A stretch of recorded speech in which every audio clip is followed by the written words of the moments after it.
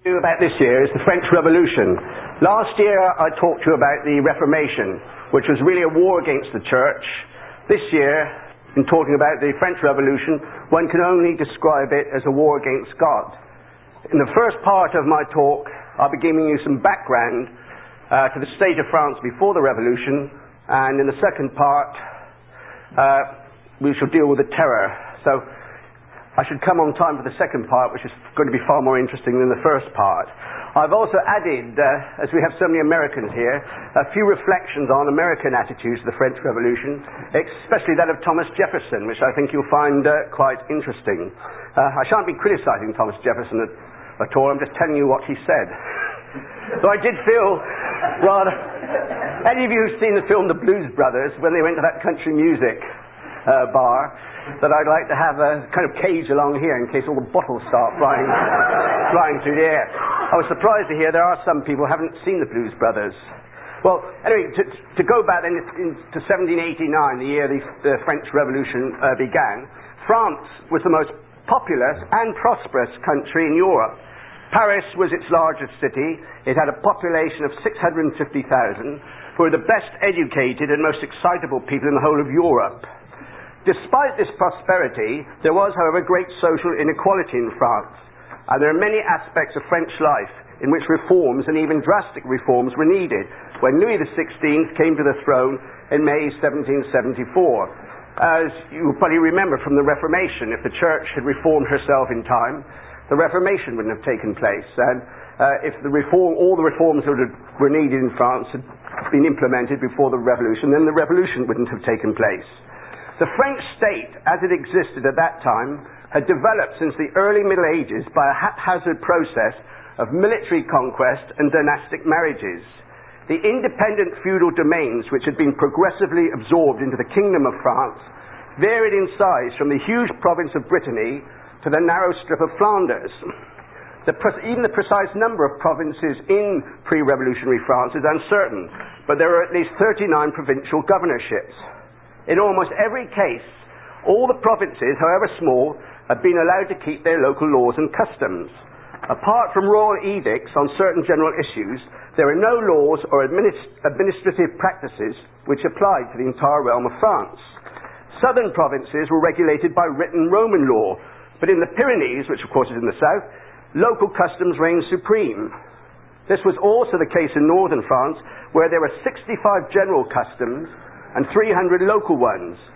Laws relating to marriage, inheritance, and tenure of property differed in important respects from one district to another. Every district had its own system of weights and measures, but the same name, say for the same weight in one district, the amount you got for that could be different in about 20 different places, so you never knew what you were going to get. And as a result of all these differences, there was an incessant stream of petty litigation in the law courts at the bottom of the vast pyramid of the French legal system. So, as is always everywhere in every country throughout history, pre-revolutionary France was a great place to be a lawyer, because you always had plenty of work. Now, the tax system also was far from uniform and far from fair. The main direct tax, called the taille, was levied on persons in some provinces and on land in other provinces. Those in the north bore a much heavier tax burden than those in the south. There was a salt tax, the notorious gabelle, and that was levied at 6 different rates throughout the kingdom, while 6 districts, including the vast province of Brittany, didn't pay it at all. Taxes were not paid directly to the government, but were farmed out to some of the wealthiest men in France, who were called the farmers general. And a large proportion of the royal revenue is deducted to increase the wealth of the farmers and build their beautiful chateau on the Loire. A tour of the chateau on the Loire is a well worth holiday, by the way. Almost every aspect of life in France involving finance was farmed out for ready cash. These were known as venal offices, of which I'll say a little more later. The office was sold, the royal treasury received the ready cash, and then the purchaser of the office needed to recoup his initial outlay and make an income for himself. Venal offices provided incomes for an army of bureaucrats who were referred to as leeches of the poor. The most hated leech, of course, being the tax collector. because in the time of our Lord, with the Romans, as you know, they farmed out the taxes to tax collectors, which is why tax collectors were hated then. I suppose that's the same in every country and every time. So these farmers general, they employed a host of mini-leeches to collect the money for them, and each mini-leech had to take his cut. The entire country was crisscrossed with an internal system of customs barriers at the gates of towns, along rivers, or between provinces. The rate of tax on a limitless range of items differed from district to district. To give just one example, if you wanted to ship goods down the rivers Saône and the Rhône from Franche-Comté to the Mediterranean, you had to pay duty at 36 public and private customs barriers. So it's hardly surprising that smuggling was a very, very popular industry. In France, there were 13 parliaments, or sovereign courts of appeal, and they all guarded their ancient privileges fiercely. The Parlement of Paris was the largest, and it had jurisdiction over a third of France. There were even areas of France that didn't come under the jurisdiction of the king. Avignon, the surrounding area, belonged to the Pope. Parts of Alsace came under the sovereignty of German princes, and there was even an independent city-state called Mulhouse. What I'm going to say now is very important to understand France before the Revolution, and that is that peasants accounted for 80% of the French population. I believe in France today they have the highest proportion of peasants or small farmers in the whole of Europe. So only 1/5 of Louis XVI's subjects actually lived in communities of more than 2,000 people. French peasants were actually better off than their counterparts anywhere in Europe, except perhaps those of northern Italy. But their prosperity depended entirely on good harvests, and a bad harvest, let alone a series of them, could reduce vast numbers of peasants to abject poverty. Bad harvests also resulted in food shortages and high prices in the large towns and cities, and almost invariably in riots, above all in Paris. Paris is famous for its rioting. Bread made up 3/4 of the ordinary people's diet, so French cooking wasn't always terribly exciting, I wouldn't think. There were very serious riots in 1775, just before the coronation of Louis XVI, and they were set off by a rise of more than 50% in the price of bread. These riots, actually, they're referred to as the Flour War. I believe sometime in America you had a whiskey war, which sounds far more interesting. I think whiskey might be worth fighting over, but not flour. But anyway, this flour war required the intervention of the army, hundreds of arrests, 2 public executions, and the imposition of strict price controls to restore order. In 1778, the southern cities of Grenoble, Toulouse, and Bordeaux were scenes of serious rioting after harvest shortfalls. Some of the principal complaints concerning the old regime had been rectified during the reign of Louis XVI, who was a very, very considerate king who loved his people dearly, and his first concern was for their welfare. But he was also weak and vacillating when faced with a crisis. The king had abolished one of the most hated taxes. Well, it wasn't a tax, it was compulsory labor. It was called the corvée. And peasants, as a condition of living on the land which belonged to their feudal overlords, had to build roads and repair roads, and they didn't like doing that. That had been abolished. Serfs had been liberated. Almost up to that time, there were still serfs in France. Torture to obtain confessions had been prohibited.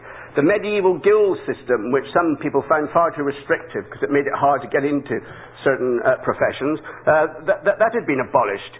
Jews were freed of discriminatory taxes. Must have made them very happy. More foundling homes and schools for blind and deaf-mute children were established. Protestants were emancipated from all discriminatory laws in 1797. Actually, and that was to the outrage of the faithful in the Catholic districts of France. Louis also realized the pressing need for tax reforms in the interest of his poorest subjects. The taxes of the poorest part of our subjects have increased in proportion, much more than all the rest, he insisted. The king hoped that rich people will not think themselves wronged when they will have to meet other charges which long since they should have shared with the poor. The king established pawn shops to lend money to the poor at 3%. He also proposed to abolish the dungeons at Vincennes and to raise the Bastille to the ground as part of a program of prison reform. The most evident social phenomenon at the time of the accession of Louis XVI was the rise of the bourgeoisie. The privileged classes in France seldom made up more than a fifth of the population of any town. Only the town, not the country. For the country as a whole, it was a much smaller population. Their income and their lifestyle were far beyond the dreams of the ordinary Frenchman. With the exception of a few master craftsmen, they did not work with their hands. There were about 2.75 million members of this privileged class, and all of them, but for a few 100,000 nobles and clerics, were members of the bourgeoisie. Members of this class were certainly the least religious section of Catholic France. They'd all been indoctrinated with the Enlightenment. With their superior education obtained in Catholic schools and their great wealth, they thanked the God in whom they did not believe that they were not as other men. They were indifferent or even hostile to organized religion, and they looked upon the ordinary clergy in particular with amused contempt. They believed that the past had bequeathed a huge mass of ignorance, prejudice, and superstition which enlightened men had a duty to eradicate. Avid disciples of Rousseau, the philosophe, and Voltaire, they preferred to be guided by science and philosophy rather than religion. And what religion they professed was deist rather than Catholic. The encyclopedia was their catechism. C.C. O'Brien writes, the court was officially Christian, specifically Catholic, while the staple activity of the philosophes was ridiculing Catholicism in the mode of their archetype and exemplar Voltaire. They were highly influential and uniformly well disposed towards the United States, partly because of its exemplary lack of a church establishment. Between the reign of Louis XIV, who died in 1714, and the accession of Louis XVI, the number of bourgeoisie increased threefold, while the population as a whole grew only by a quarter. Their share of the national wealth was enormous. Most industrial and almost all commercial capital was bourgeois-owned, and they bought up a quarter of the land. The source of bourgeois enrichment was the extraordinary commercial and industrial expansion of 18th century France. Industry and trade were flourishing in France as never before, and the revolution was to prove a great setback in this field, as would also be the case with the Russian Revolution of 1917. So you know, before the Russian Revolution of 1917, Russia exported corn to the whole of Europe. It was called the Granary of Europe. And it's still having now to buy corn from the United States.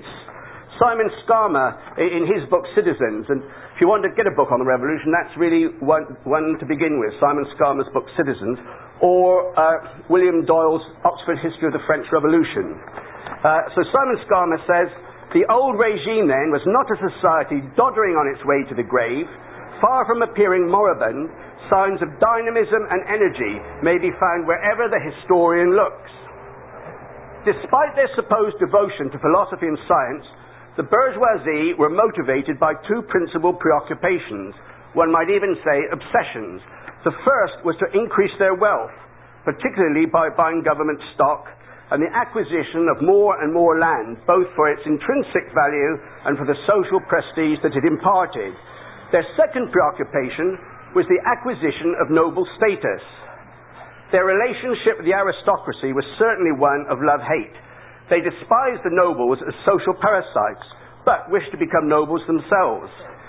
The best method of attaining this end was to obtain an ennobling office. The French is to be anobli. This was a public office which conferred automatic nobility on the man appointed to it. And how did one obtain such offices?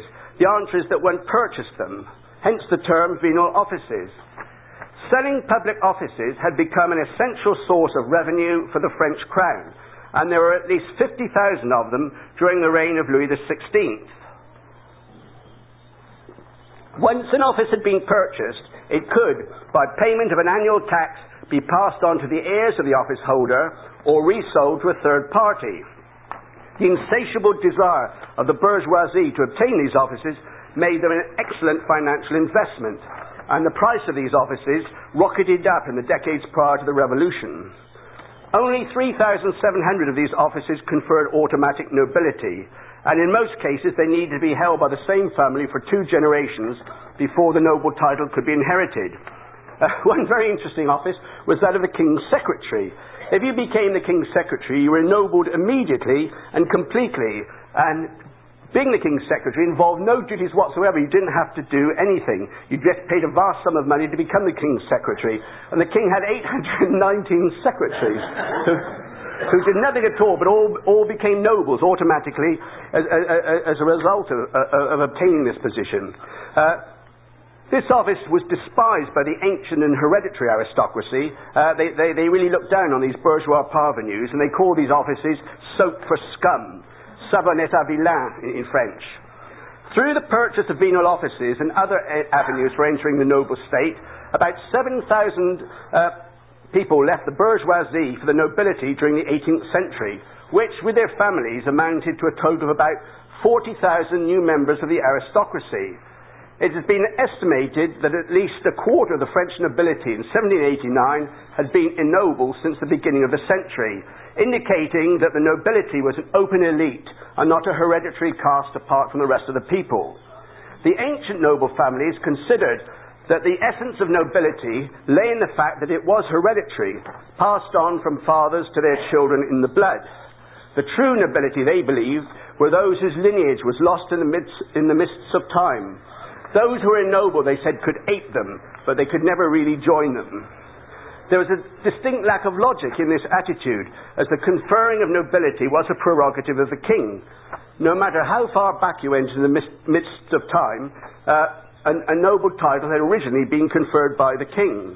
And by more or less denying the king's right to confer nobility upon the bourgeoisie, the ancient families were really denying the king one of his highest prerogatives. On the other hand, I can see that it seems reasonable to make a distinction between a title that had been awarded to reward some glorious deed of chivalry in the service of France and one which had been purchased at what amounts virtually to an auction. The principal objective of the bourgeoisie in obtaining nobility was the acquisition of social prestige, even though they knew very well that they were despised by the hereditary nobility unless they happened to have a daughter who had a huge dowry attached to her. And the hereditary nobility were always very, very anxious to snap up these daughters. And they used to call it to re-gild their arms, to bring in some money. In his History of the Revolution, William Doyle writes, "Nobility was a club which every wealthy man felt entitled, indeed obliged to join. Not all nobles by any means were rich, but sooner or later all the rich ended up noble." What were the benefits of nobility apart from the social prestige? They formed a social estate or order in society, and they looked down upon all who were not noble as commoners, roturiers in French. All the king's ministers were noble, and the royal court was peopled exclusively by nobles. Nobles took precedence on public occasions, they carried swords, and they had coats of arms. They could be tried only in special courts. They didn't go in the same courts as the ordinary people. And they had some wonderful privileges. One of the privileges they had, that if they were going to be executed, they could only be decapitated, which must have been very, very comforting. Troops could not be billeted upon nobles. They could not be conscripted into the militia, and they were exempt from the hated gabelle, the salt tax. And above all, they were exempted from paying the tire, the basic tax.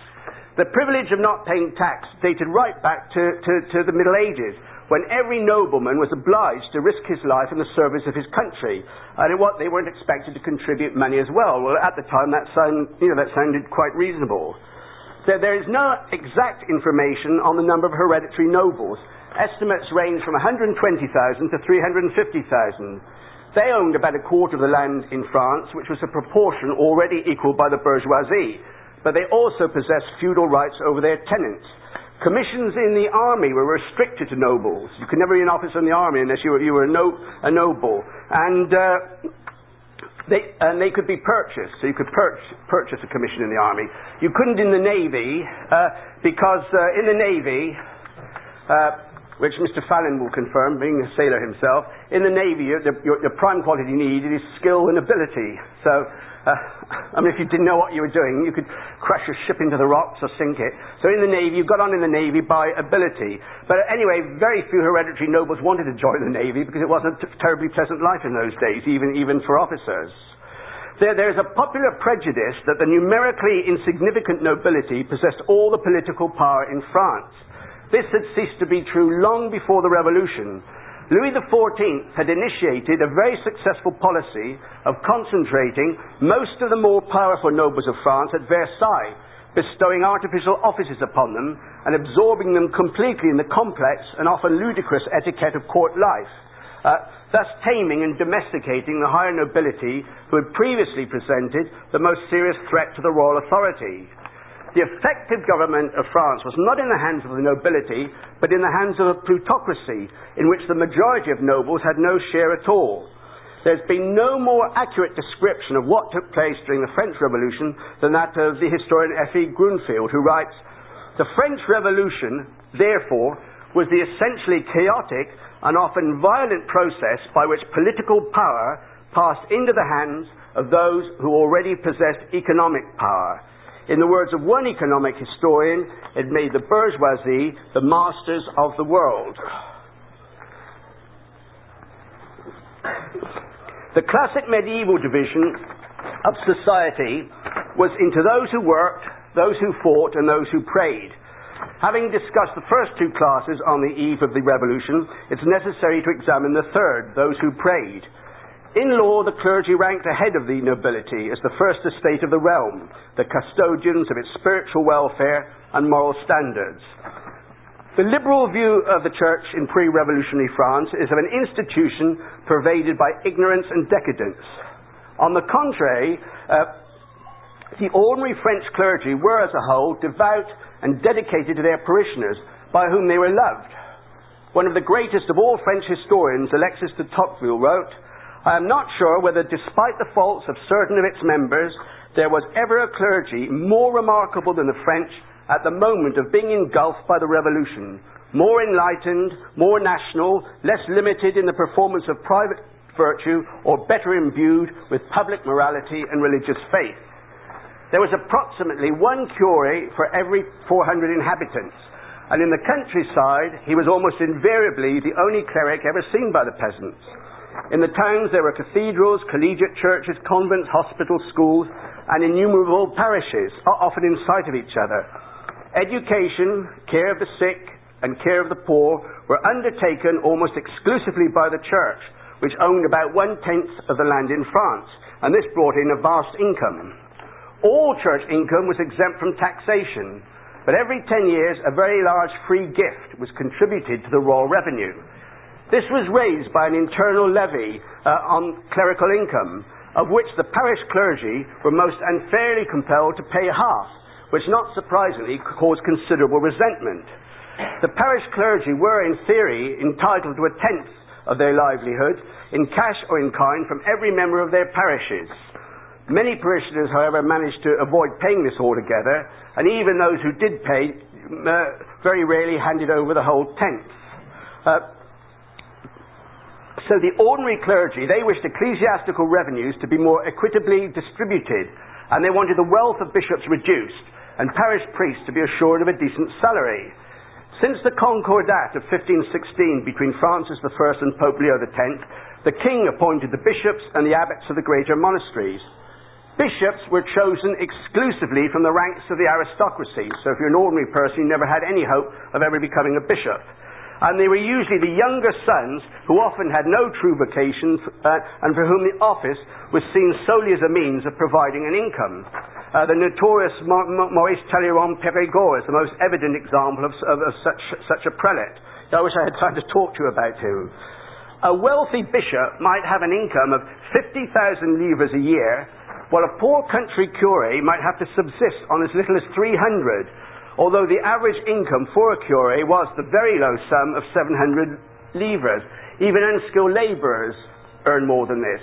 And the parish clergy didn't come from the peasants, the poor. They came from the bourgeoisie. They were educated. You had to be educated to become a priest, which shows, let's be careful about passing generalizations that all the bourgeoisie were infected with the Enlightenment. So these were good holy men who accepted a life in which they're going to have a very, very low salary, purely for love of God and love of the people. And quite reasonably they resented the fact that a bishop who probably rarely appeared in his diocese and had got the position simply because he was a noble was getting 50,000 livres a year. Well, they got 700. There were other amply justified demands for reforms in the church. More schools needed to be established and depopulated abbeys to be closed. monks and abbots, abbots and monks were supposed to be compelled to live in accordance with their rules, which very often they weren't doing. In the vast majority of monastic communities, the abbots were not residents, but appointed in commendam by the king. Our friend Mary here has written a very excellent study of the French monasteries, which really ought to be published. What that means is the king would appoint an abbot who wasn't necessarily even in the religious life. Could be one of the king's relations or the son of some member of the court, and he would get all the income that came to the abbey, and they'd appoint someone to carry out the duties in the abbey itself, and the people in the abbey would have to live on a very small income. And this wasn't something abnormal. There are 755 monasteries in France, and only 130 of them were outside this system. Only 130 of them actually had abbots who were members of the community living in the abbey. The situation with convents was very, very different. When Dr. von Hildebrand gave her talk, I was very pleased the way she drew our attention to the fact that there were, say, the visitandines in France. Was it 90? 80 of these convents all over France, filled by devout young girls who loved God and loved the poor, and were entirely dedicated to their religion. So the situation among the female religious was very different than that of the men. Henri Daniel Rops, he's written a wonderful history of this period. Well, in fact, he's written a whole history of the church. But he comments that most demands from reform within the church were very reasonable. Frenchmen, he said, desired indeed to reorganize their church, but they had no wish to destroy it. The starting point for the French Revolution was the convocation of the Estates General by King Louis XVI. This ancient national representative body had not been called since 1614, and the extent of its authority was far from clear. All that was certain was that the king needed its approval for the raising of new taxes, and an immediate and considerable increase in revenue had become a pressing need for the royal treasury, which became bankrupt on the 16th of August 1788. The reason it became bankrupt was there was a financial crisis triggered off by France's costly participation in the American Revolution. Anne-Robert Jacques Turgot, or Turgot perhaps, had been appointed the Comptroller General of Finance by Louis XVI soon after his accession. He began to introduce widespread reforms, and he actually reduced public expenditure and increased public revenue without increasing taxation. He established free trading grain throughout France and began to remove the fiscal barriers between provinces. His mistake was to try to abolish the immunity from taxation enjoyed by the aristocrats, who not surprisingly put pressure on the king to dismiss Turgot, and not surprisingly the king did so because he lived in Versailles surrounded by no one but aristocrats, and was probably making his life a misery. Rather like if any married man ever wants to do something his wife doesn't want him to do, and in the end you succumb to the pressure. So anyway, the king succumbed to the pressure and dismissed poor Turgot. Before his dismissal, he warned the king that the proposal of the foreign minister, Charles Gravier Vergennes, to intervene in the American Revolution would be a disaster for France. Turgot told the king that it would permanently destroy all hope of financial reform and would not necessarily weaken the military and economic power of Great Britain, and he proved to be right in both respects. The decision to intervene in the transatlantic revolution was, I presume everybody realized, on the part of the French, it wasn't for any great love for the Americans. It was a straightforward act of revenge, as is made clear by the Welsh historian Gwyn Lewis. Lewis says, as a result of the 7 Years' War, 1756 to 63, Great Britain asserted her superiority over France as a world power. French influence had been swept out of Canada, effectively undermined in India, and challenged in the West Indies. From 1763 to the Battle of Trafalgar in 1805, the bitter pill of defeat stuck in French throats, helping to explain their misguided and financially ruinous foreign policy, including the bizarre decision to send soldiers of the absolute French monarch to assist Republican American colonists in their war of independence against Great Britain. Turgot was succeeded by Jacques Necker, who became director of the Treasury from 1777 to 1781. Necker also warned that the transatlantic intervention would bankrupt the country. but his advice went unheeded. Necker was a unique figure in pre-revolutionary France. He was a Swiss-born Protestant financier who wasn't an aristocrat, and he was highly competent, he was completely incorruptible, and he was totally loyal to the king. And as I said, his position was unique, but he had to be called the treasury because he was a Protestant. He couldn't become comptroller général. In theory, to be a minister in the French government, you had to be an aristocrat and a Catholic. Necker described the French taxation system in which the key offices were optioned as a real monstrosity in the eyes of reason. As a result of vehement opposition from the nobility and bourgeoisie to any increase in taxation to finance the war, Necker had been forced to do so by borrowing. The day would come when these loans would have to be repaid, but there would be no funds with which to repay them. Altogether, the American involvement cost the French state over £1 billion. It was the French fleet and the battalions of Lafayette and Rochambeau, who were both prominent members of Masonic lodges, that helped Washington to bottle up Cornwallis in Yorktown, compelling him to surrender and so bring the war to a close. This is rather interesting. After the defeat of Cornwallis, those French, American, and British officers who were members of Masonic lodges dined together, despite having fought on opposite sides. Revolutionary ideas, which were already well established in France as a result of the Enlightenment, then swept across the Atlantic from America into France, brought back by returning French officers like Lafayette. And they reinforced the strong hold which such ideas already had on the ruling elites of the kingdom. Between 800 and 900 Masonic lodges had been founded in France between 1732 and 1793. Two-thirds of them were founded after 1760. Between 1773 and 1779, well over 20,000 members were recruited. Few towns of any consequence were without one or more lodges by the 1780s, and despite several papal condemnations of this deistic cult which had originated in Protestant England, the elite of society flocked to join. Voltaire was drafted in on his last visit to Paris, and it was before the assembled brethren of the Nine Sisters Lodge that he exchanged his symbolic embrace with Franklin. I thought perhaps we could reenact that today, but I needed a tubby man with long hair to do Franklin, so we had to pass over that. So the royal treasury was now completely crippled by this unnecessary war debt, and Necker was dismissed in 1781. He got the blame for the bankruptcy, despite the fact that it was caused by not following his advice. And it's ironic to reflect on the fact that Catholic France was overthrown and its most Christian king guillotined because he failed to accept the advice of a Swiss Protestant commoner. The only solution to the financial crisis seemed to be the calling of the Estates General, because the king he just absolutely had to raise new taxes, and he couldn't do so without the help of the Estates General. And he hoped devoutly that the estates would come to the aid of his bankrupt exchequer by raising the new taxes, and they were formally summoned in August 1788. But the circumstances in which they were to meet could hardly have been less propitious. Poor King Louis could have complained, as did Hamlet, how all occasions do inform against me. I've already explained that nothing was more disastrous than the French economy, for the French economy, than bad harvests. And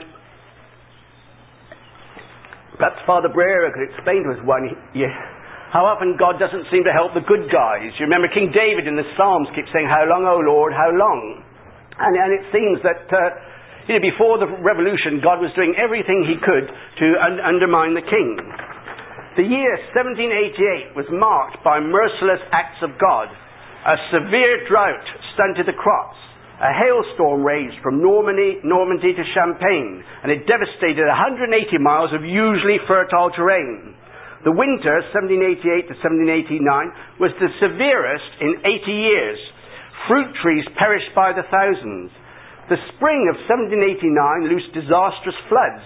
The summer brought famine to almost every province. State, church, and private charities strove to get food to the starving. Only a few individuals actually died of hunger, but millions came close to the end of their resources. Caen, Rouen, Orléans, Nancy, and Lyon saw rival groups fighting like animals in the streets for corn. Marseille saw 8,000 famished people at its gates, threatening to invade and pillage the city. In Paris, in the working class district of Saint-Antoine, there were 30,000 paupers to be cared for. So properly speaking then, the crisis of 1789 began in 1788, and the symptoms of agrarian distress endured until the early months of 1790, and later still in the southwest, where the barely adequate harvest of 1789 succeeded in containing the situation but did little more. There was thus hardship, unrest and anxiety in urban and rural France when the estates assembled at Versailles on the 5th of May 1789. Gwyn Lewis comments, economic recession and harvest failure transformed a political crisis into social revolution.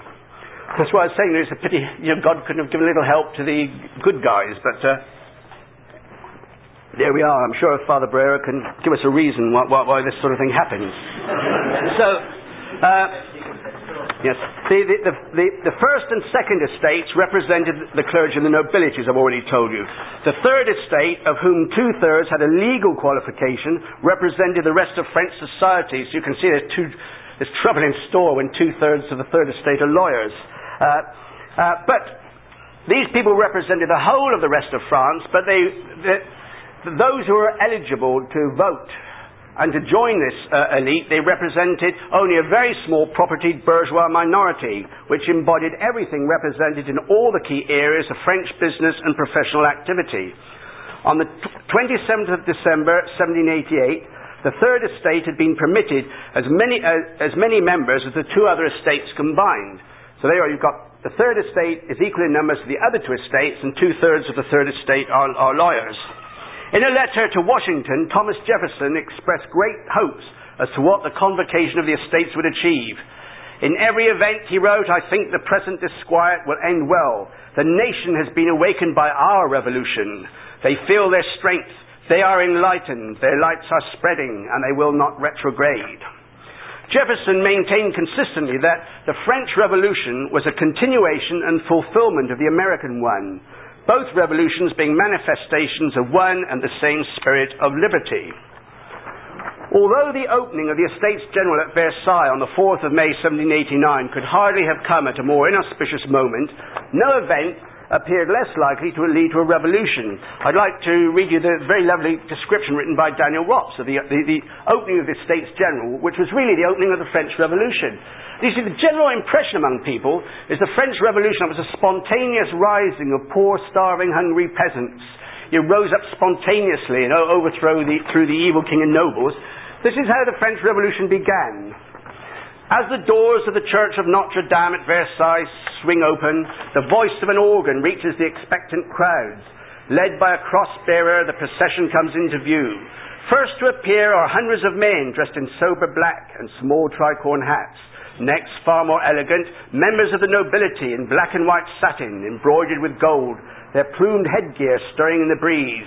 Behind them walk a small group of bishops and cardinals, resplendent in violet and purple, followed by two long files of cassocked priests. Each carries a candle in his right hand. Then, beneath a cloth of gold canopy, the Archbishop of Paris bears the Blessed Sacrament in a monstrance, flashing like the sun. Immediately after him steps the king, wearing his great coronation mantle of blue, adorned with golden fleur-de-lis. He is attended by the Queen, the princes and princesses of the blood, and senior officers of the orders of chivalry. That slow cortege takes more than an hour to reach its destination, the Church of St. Louis. Every building along the route has hung out some piece of gorgeous tapestry, and the pavements are crowded with a throng of people held back by an unbroken line of troops. The three estates of the most Christian realm are on their way to attend a Mass of the Holy Ghost, begging God to enlighten the deliberations of the States General, which are to open on the following day. Thus, with the full splendor of the Catholic liturgy was initiated a train of events which for a time would appear to have obliterated Catholicism from the most Christian realm of France. There is no evidence whatsoever to suggest that an organized conspiracy within the Third Estate existed to overthrow, alter, and throne. There's some people here might disagree with me there, and perhaps we'll have a chance to discuss that later. When the estates assembled, not one of them had the least thought of establishing a republic. Before the estates met in what may well have been the most widespread consultation of public opinion in world history up to that point, every Frenchman, rich and poor alike, humble peasant and artisan to the great nobles, were permitted to express their concerns in what were termed cahiers de doléances, books of complaints, which those who represented them were required to put forward when the estates opened. Where these books are concerned, nearly all declared themselves in favour of the king and the maintenance of the monarchy. The poorest people, in fact, were expressing their confidence in these books. They said what their complaints were, and then they said how confident they were that the good king would put these things right for them. And the cahiers of the clergy concentrated on the just grievances of the ordinary curate, to which I've already referred. They asked for higher stipends, access to diocesan administration posts, canonries, bishoprics, and for a church government elected by synods. That the ordinary clergy who made these demands were in no way tainted by political or theological liberalism is made quite clear by the unanimity of the First Estate, that's the clergy, on the need to retain and increase the Church's control over education, to maintain censorship against the impieties of the Enlightenment, and to restrict the toleration accorded to the Protestants. There's not one expression coming from a priest at any level, that the Protestants should continue to be tolerated, or the toleration increased. Of the 303 deputies elected to represent the clergy, over two-thirds were ordinary parish priests. Only 50 were bishops, and only 23 represented the monasteries. The second estate, the nobility, were actually prepared to make concessions, and there was virtual unanimity among them that they should give up all fiscal privileges and pay taxes the same as everyone else. As a group, the second estate, though, the nobility, they were far less unified and far less organised than the first and third estates. So the clergy and the bourgeoisie were the best organised. The third estate, the bourgeoisie, advocated the continuance of a constitutional monarchy, as did a majority of the parish clergy. The periodical convocation of the Estates General, the supremacy in financial matters, the responsibility of ministers, and the regular guarantee of individual liberty.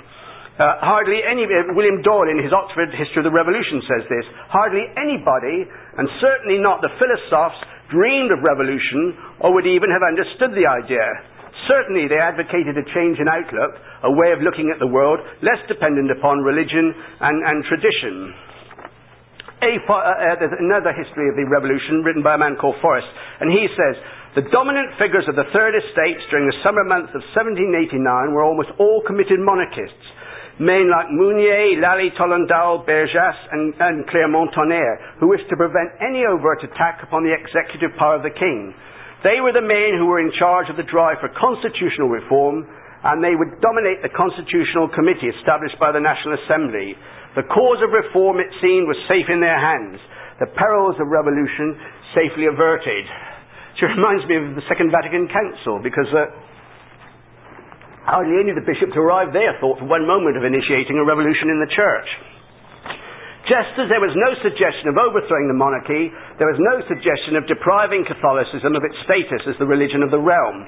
The more radical, Masonic and philosoph-inspired members of the Third Estate hoped to undermine the authority of throne and altar as far as they possibly could, and to extend the influence of their own ideas and obtain as much political power as possible. But I'll repeat again, as far as I've been able to find it out, in my research, I can't find any organised conspiracy to overthrow the king of the church. Some people would certainly disagree with that. Some people would believe there was a long plotted Masonic conspiracy to do this. The first revolutionary gesture, in the formal sense, that of a defiance of the king's authority, took place on the 17th of June 1789. The Third Estate, which, as I've said, was dominated by bourgeoisie, full of Enlightenment ideas, they didn't just want, they declared that they alone were the National Assembly, and later on they changed this to call themselves a Constituent Assembly, and eventually the Legislative Assembly. They insisted that all three estates should meet as one, which, as they had as many members as the other two estates put together, it meant that they would run the whole thing. On the 19th of June, the majority of the clergy accepted an invitation to join the National Assembly, because I've explained to you, the ordinary clergy had very just demands to make, and they thought the best way to get them would be allying themselves with the Third Estate. The next day, the rooms in which the estates were to meet were locked and guarded by soldiers. The king said, no, this isn't going to happen. We're going to follow what amounted to the French Constitution. Each estate will meet separately. The third estate was outraged by what it called this act of despotism and adjourned to a nearby indoor tennis court where, in a very melodramatic atmosphere, they swore the famous tennis court oath, never to disperse until the constitution of the realm and public regeneration are established and assured. And there are lots of paintings of this, rather musically, they're all making very melodramatic gestures. King Louis XVI refused at first to capitulate, and he ordered the estates to continue to meet separately. But then he capitulated to the fait accompli, and on the 27th of June, he ordered the first two estates to unite the third as the National Assembly. This was the first and fatal error of judgment on the king's part. He had surrendered to what could only be described as a revolutionary demand. And in any revolution, the first surrender leads to further and more radical demands. On the 11th of July, Thomas Jefferson sent a glowing account of the triumph of what can rightly be described as the French Revolution to his English friend Thomas Paine. The National Assembly then, for that is the name they take, having shown through every stage of these transactions a coolness, wisdom, and resolution to set fire to the four corners of the kingdom, and to perish with it themselves, rather than to relinquish an iota from their plan of a total change of government, are now in complete and undisputed possession of the sovereignty. On the 14th of July, 1789, the Bastille was taken by a mob of gullible citizens stirred up by a group of revolutionary agitators. Well, I think this must be one of those pathetic events in European history. It was supposed to be packed out with your prisoners put there by the evil king, and all they could find in there were 4 criminals and 3 lunatics. And they were liberated. And to celebrate that, the French now have a national day. It's more accurate to speak of a series of revolutions than a single revolution. One faction after another would take control, new leaders would emerge, and their predecessors would frequently meet their own on the guillotine. Effective power belonged to those who could control or manipulate the notorious Paris mob. These are the people called sans-culottes. The upper class people in France wore knee breeches, which were called culottes, and stockings. But the workers wore ankle-length pantaloons, the sort of thing Bill is wearing, if you want to know what a sans-culotte would be dressed in. So they were called, have you got them on today, Bill? The ones with the stripes. Yeah. That's it. Yeah, that? Yeah. So they wore ankle-length pantaloons like that, and then hence they were without culottes, so they were called sans-culottes. Mob violence had long been a feature of parish life, and on such occasions as food shortages or price increases, the sans-culotte would rise up. The power of the sans-culotte, manipulated by the skilled agitators of the revolution, was manifested in October when a mob composed predominantly of women marched from Paris to Versailles and invaded both the National Assembly and the Royal Palace, demanding that King and Assembly should comply with the demand that they chanted incessantly, "To Paris, to Paris." Both the King and the Assembly capitulated to the mob and moved to Paris, where the King and Queen remained until their executions, except for a brief escape to Varennes, which I won't have time to talk about. These, in the revolutionary mythology, these are the legendary October days. In the following year, 1790, Edmund Burke described the abduction of the royal family with a revulsion that must have been felt by anyone possessing even a vestige of civilized, let alone Christian sentiment. This is what Edmund Burke says in his reflections on the French Revolution. "This king, to say no more of him, and this queen and their infant children, who once would have been the pride and hope of a generous people, were then forced to abandon the sanctuary of the most splendid palace in the world, which they left swimming in blood, polluted by massacre, and strewed with the scattered limbs and mutilated carcasses. Thence they were conducted into the capital of their kingdom.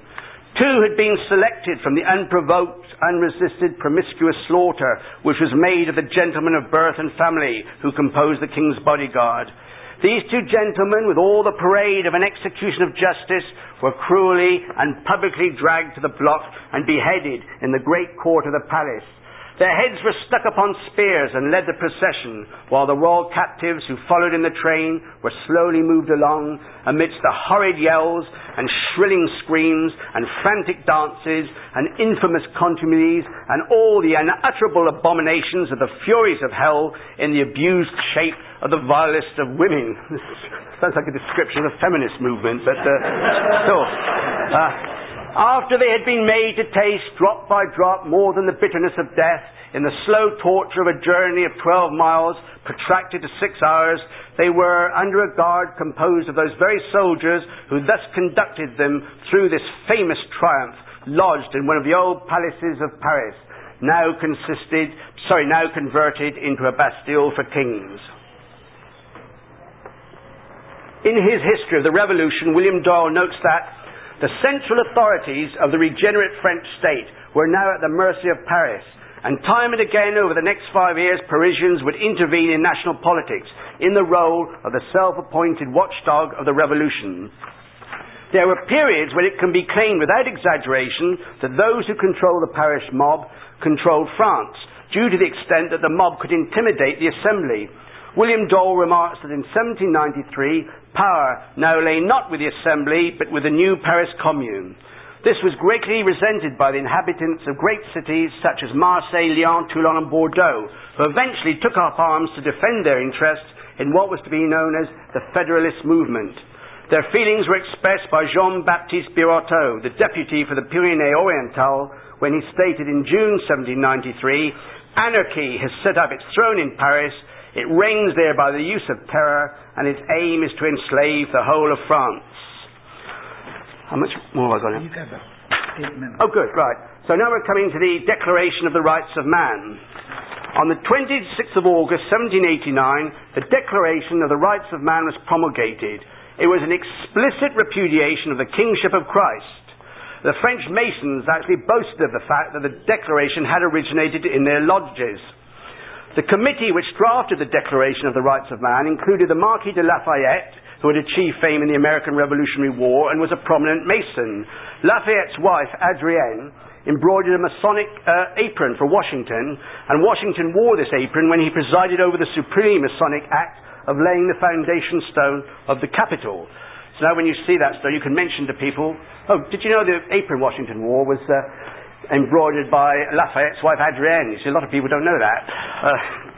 Anyway, Thomas Jefferson had been the minister plenipotentiary of the United States in Paris in the 1780s, and he played an important part in the drafting of the Declaration of the Rights of Man, using experience gained in drafting the Declaration of Independence. He was appointed Minister of State by Washington and returned to the USA in the same year. William Doyle lays stress on the great admiration for the United States among members of the Enlightenment.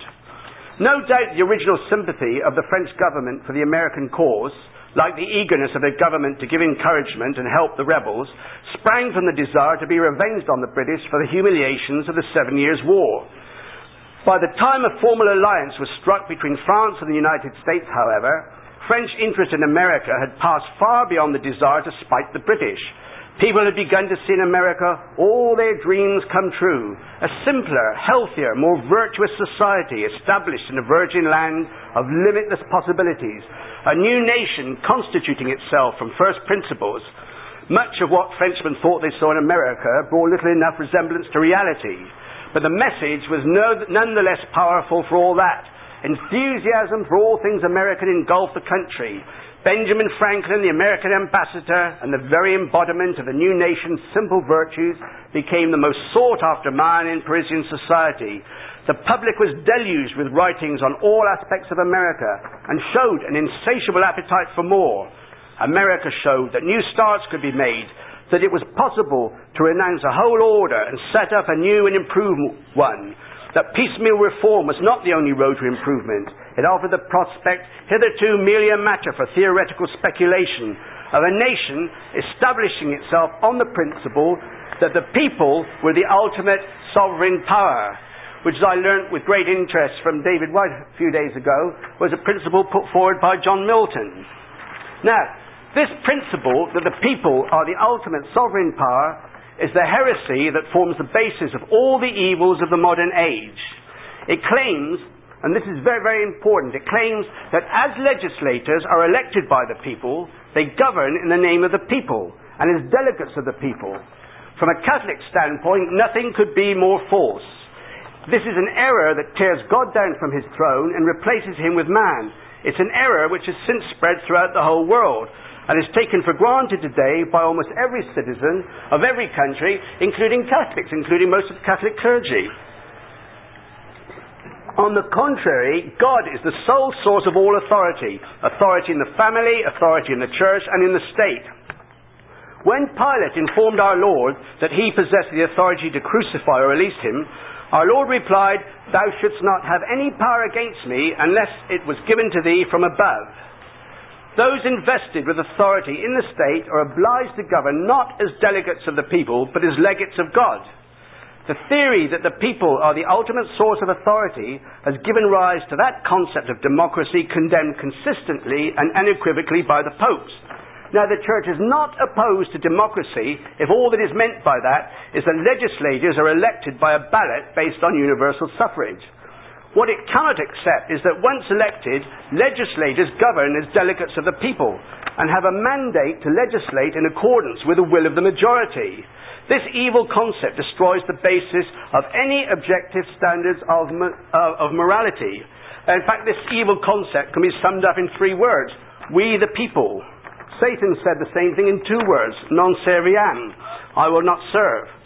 What is right and what is wrong are no longer decided by the immutable word of God, but by what the people feel is a good idea at any particular moment. We, the people, once considered abortion to be an unspeakable crime. We, the people, now consider it to be a woman's right to choose. We, the people, once considered homosexual acts to be an abomination crying out to heaven for vengeance.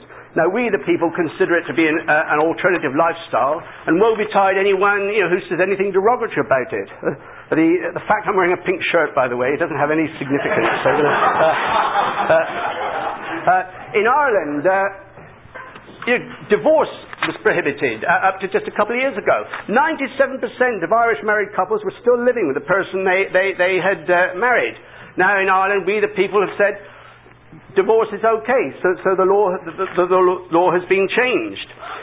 Henri Daniel Roth's remarks, considering the members of the committee that drafted the declaration, all were strongly tainted with a philosophical spirit, that same spirit which in 1776 had inspired the Constitution of the United States. The Americans had prefaced their code with the Declaration of the Rights of Man, and the French committee did likewise. The most alarming feature of all, says Daniel Roth, was in the preamble. This, while recognizing the natural rights of man, made no reference whatsoever to the rights of God. The Declaration stated in Article 10 that no one should be penalized on account of his religious beliefs. True, likewise, that the preamble contained an allusion to the Supreme Being, but the Declaration was nonetheless atheist. The revolt of the intellect, begun centuries earlier, had found therein its consummation. It's interesting to note, who was it, Chris Ferrara pointed this out to me, that there's no reference to God in the American Constitution. The French Declaration meant that Catholicism could no longer be regarded as the religion of the state, and liberty of worship was guaranteed for Protestants and Jews. The only article relating to religion in the Declaration reads in full, "No one should be disturbed for his opinions, even religious, providing that their manifestation does not disturb the public order established by law." The stipulation that the manifestation of religious belief must not disturb the public order was to provide the revolutionary government with all the latitude it needed in its subsequent persecution of the church. Now, was nothing sacred to the revolutionaries? Indeed it was. Gwyn Lewis, the Welsh historian I've mentioned already, says, "From the beginning of the revolution, serious contradictions began to emerge between the rhetoric of liberty, equality and fraternity and the reality of a revolution led by a wealthy propertied elite." And this is something you've got to keep stressing. The French Revolution was led by a wealthy propertied elite. Property, says Gwyn Lewis, property is the key word which unlocks the major mysteries of the revolution. Although the Declaration of the Rights of Man, passed on the 26th of August 1789, begins with a famous formulation that all men are born free and equal in rights, we have to recall that Article 17 declared property to be inviolable and sacred. So there was something sacred in the French Revolution. Among the first legislation passed by the Constituent Assembly on the 22nd of December 1789 was that to qualify as a voter, one needed to pay the equivalent in direct taxes of 3 days' work. This group of about 4 million were the only people who could vote in France. They didn't vote for the government, they voted for the electors. There are about 50,000 Frenchmen who were electors. And the 50,000 electors, they had to be far more rich. They had to pay the equivalent of 10 days' work. These 50,000 electors would choose the actual deputies. And to be a deputy, you had to be incredibly rich.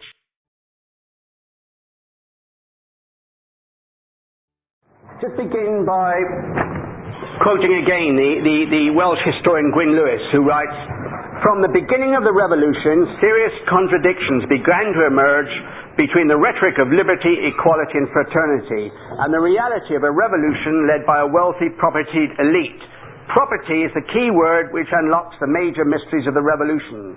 Although the Declaration of the Rights of Man, passed on the 26th of August 1789, begins with the famous formulation that all men are born free and equal in rights, we have to recall that Article 17 declared property to be inviolable and sacred. Among the first legislation passed by the Constituent Assembly on the 22nd of December 1789 was that to qualify as a voter, one needed to pay the equivalent in direct taxes of 3 days' work. This group of about 4 million would choose about 50,000 electors who qualified by paying the equivalent of 10 days' work. To qualify as a deputy, one had to be very rich indeed, paying over 50,000 livres a year in taxation. This, according to the radical journalist Jean-Paul Marat, was the aristocracy of wealth replacing the old aristocracy of birth." Now we're coming to a section which can be best described as state against church. The Constituent Assembly wished to bring the church completely under its control, and to attain this end it abolished tithes and nationalized the possessions of the church on the 2nd of November 1789, stating that the church's wealth should be placed at the disposal of the nation. Monsignor de Boisgelin, Archbishop of Aix-en-Provence, warned that the church's wealth had been given for a clearly defined purposes, among them the maintenance of hospitals and schools, and he declared that the proposal jeopardized the entire social and educational system of France. The Archbishop proved to be correct. In 1847, the number of hospitals in France was 47% lower than in 1789. And in 1799, there were only 12,000 students in colleges, as opposed to 50,000 in 1789. The poor suffered terribly as a result of the end of monastic charity and the confiscation of endowments established for the relief of property. The nationalization of the wealth of the church did not solve the problem of national bankruptcy. The marketing of all the estates of the church at the same time caused a rapid fall in values, and the land was snapped up eagerly at bargain prices, principally by the rich bourgeoisie. And then the French government printed paper money called assignats. Initially, these were limited to the value of the land confiscated from the church and sold. But then, of course, when they ran out, they just started printing more and more, and in the end they became completely worthless. But people were forced to accept them.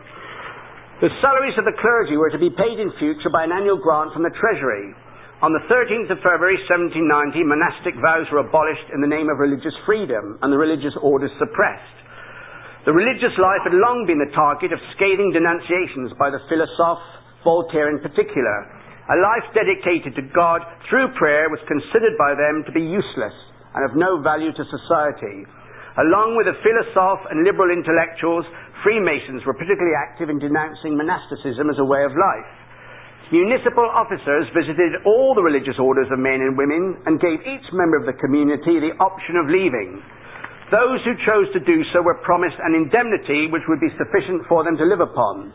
Those who wished to remain in the religious life were permitted to do so, but they would be housed irrespective of their order in a few monasteries and convents which could be spared for this purpose, when the rest were sold. Where some orders of monks or friars were concerned, most of the men decided to leave. The monastery at Cluny, once the greatest and most famous in the world, now only had 50 Benedictine monks, in contrast with 300 in the 13th century. Only 2 of the 50 monks opted to remain in the religious life, and the monastery was sold to the town. The Abbey Church, which was one of the wonders of the Middle Ages, was almost completely destroyed, and many of the priceless treasures of its library burned by a revolutionary mob. The destruction of Cluny was a monstrous crime against the cultural patrimony of Europe. The fact that so many men opted to accept the pension doesn't necessarily indicate that they did so as a result of disenchantment with the religious life, as you'll see that if you read Mary's thesis when it's published. The houses of union in which those who chose to remain were to be placed were to be composed of men from different orders who would be expected to choose a superior from among themselves for a 2-year term and decide upon what rule they would follow. So strict Cistercians, they could be compared to share a house, say, with Franciscans and work out a rule that they would be satisfactory to them all, which in fact couldn't be done. And rather than do that, they decided they would leave the religious life. But even those who opted for these houses of union, they didn't stay in them very long, because on the 18th of August 1792, it was deemed that all religious houses, including the houses of union, should be suppressed in France. So they lasted little over a year. Among the male orders, the Carthusians, Trappists, and Capuchins remained faithful to their vows with very few exceptions. France's 45,000 nuns were almost unanimous in opposing the dissolution of their convents. The commissioners were told by a community of Carmelites, "The yoke of the Lord is sweet," and by some visitandines, "We ask to live and die in a holy, blissful state which we have freely embraced, which we zealously observe, and which constitutes the sole happiness of our days." A surprising tribute to the female religious of France came from Voltaire, who was the most scathing critic of the church before the Revolution. Voltaire said, and it is surprising, "Perhaps there is nothing greater on earth than the sacrifice of youth and beauty, often of high birth, made by the gentle sex in order to work in hospitals for the relief of human misery, the sight of which is so revolting to our delicacy. People separated from the Roman religion have imitated, but imperfectly, so generous a charity." On the 12th of July 1790, a bill to regulate the church entitled "The Civil Constitution of the Clergy" was passed. It contained a series of measures intended to deprive the church in France of its independence. The church was to become no more than a state agency, with the clergy reduced to the status of civil servants. In his study of the church and the revolution, J. McManus writes, "If there was a point at which the revolution went wrong, it was when the Constituent Assembly imposed the oath of the civil constitution of the clergy." Monsignor Emery, superior of the Society of Saint-Sulpice, made clear why no true Catholic could accept the Constitution when he wrote, "To subject a power emanating from that of Jesus Christ himself to civil authority is opposed to revelation." Diocesan boundaries were to agree with those of the new departments which had been set up in France. 57 episcopal sees were suppressed. All appeals to Rome were forbidden. Bishops were to be elected by the electoral assembly of their department, and they must take an oath of loyalty to the nation, the king, the law, and the constitution.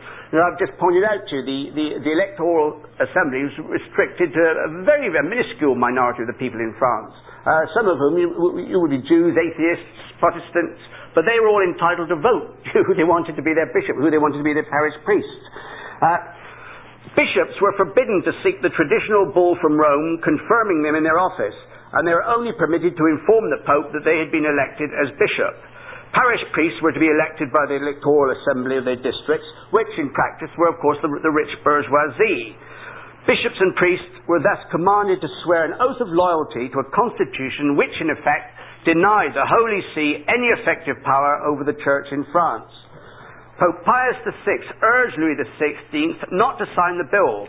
The king replied that if he did not, his life and the lives of his family would be endangered. The king promulgated the constitution on the 24th of August and was rebuked by the Pope in a confidential brief sent to the king on the 22nd of September. So I must point out here, you see, that up to this point, everything in the revolution is imposed legally from above. It's passed by the assembly, signed by the king. Everything that's happened so far is strictly legal. Rather like what happened after Vatican II. It was all imposed, and signed by the Pope. And a revolution that comes from above like that is very, very effective. On the 27th of November 1790, a decree stipulated that all bishops and priests should, under pain of losing their offices, take an oath of loyalty to the revolutionary constitution, which included acceptance of the civil constitution of the clergy, and that all who refused and continued to exercise their priestly functions should be prosecuted as disturbers of the public peace. That was what I mentioned when I was talking about the Declaration of the Rights of Man. That people had religious liberty as long as they didn't disturb the public peace. The bill received the unwilling assent of King Louis XVI on the 26th of September 1790. The date set for taking the oath was the 23rd of January 1791. To their credit, 118 out of 125 bishops refused to take the oath, and of the 7 who did, 4 were already discredited because of their unbelief or scandalous lives. So this is interesting. I mentioned to you that all the French bishops were taken from the ranks of the aristocracy. A great number of them really had no true vocation, and they just did it to earn a living. But when it came to the crunch, they behaved like really good Catholics. As we say in England, they kept their end up. It's a cricketing term. The bishop of the suppressed diocese of Senez declared, "I can no more renounce the spiritual contract which binds me to my church than I can renounce the promises of my baptism. I belong to my flock in life and in death. If God wishes to test his own, the 18th century, like the first century, will have its martyrs." Almost half the parish clergy refused to take the oath, and in some areas the figure was 90%, and many of those who took the oath retracted when they fully understood what it implied. The fact that over half the clergy took the oath was to no small extent due to the weakness of Pope Pius VI and his curia. They feared that an open confrontation with the French Assembly could lead to a schism and the annexation of the papal territory of Avignon. The result was an 8-month irreparable delay, during the course of which, in an unforeseen way, a concatenation of circumstances caused the very schism which it had been hoped would be avoided. Nor did the delay save the papal lands of the Comtat Venaissin and the city of Avignon, which were eventually annexed on the 14th of September 1791. The Constituent Assembly then commanded the ordination of priests and bishops for the Constitutional Church. The Constitutional Church was the one made up by the priests and bishops who'd taken the oath. But even of the 7 bishops who'd taken the oath, only one of them agreed to ordain any priests or bishops, and that of course was Talleyrand. And on the 24th of February 1791, he consecrated 2 of the juring priests as bishops. A juring priest is one who took the oath, a non-juring priest is one who refused. 2 months later, Jean-Baptiste Gobel, coadjutor Bishop of Basel, who had been advanced to the position of Archbishop of Paris, ordained another 26. This made it essential for the Pope to react. Now they were consecrating bishops without his authority. He couldn't remain silent any longer. And on the 10th of March 1791, in his brief Quod aliquantum, he condemned the civil constitution of the clergy because it mortally wounded the divine constitution of the church with its canonical investment of bishops, the election of priests, and the creation of episcopal councils. In the following brief, Caritas, he declared the ordinations of new bishops sacrilegious, prohibited them from performing their offices, and threatened with suspension all priests who refused to recant their oaths. On the same occasion, the Pope strongly condemned the Declaration of the Rights of Man as contradictory to Catholic doctrine regarding the origin of authority of the state, freedom of religion, and social inequality. The civil constitution of the clergy brought about the existence of 2 churches in France, a constitutional one subservient to the authority of the state, and a refractory one maintaining obedience to the Pope. Only Daniel Rotz warns that it would be wrong to pass too hasty a judgment on all the constitutional clergy. Many of them were excellent priests who took the oath in order to avoid abandoning their parishioners. Daniel Rotz writes, "Their ranks included heroes and cowards, chaste and unchaste, informers and victims of the guillotine. It would be unfair to despise them all simply because they were mistaken, often in good faith, but the faithful as a whole rejected any such distinction, and the entire constitutional clergy found itself reprobated by loyal Catholics."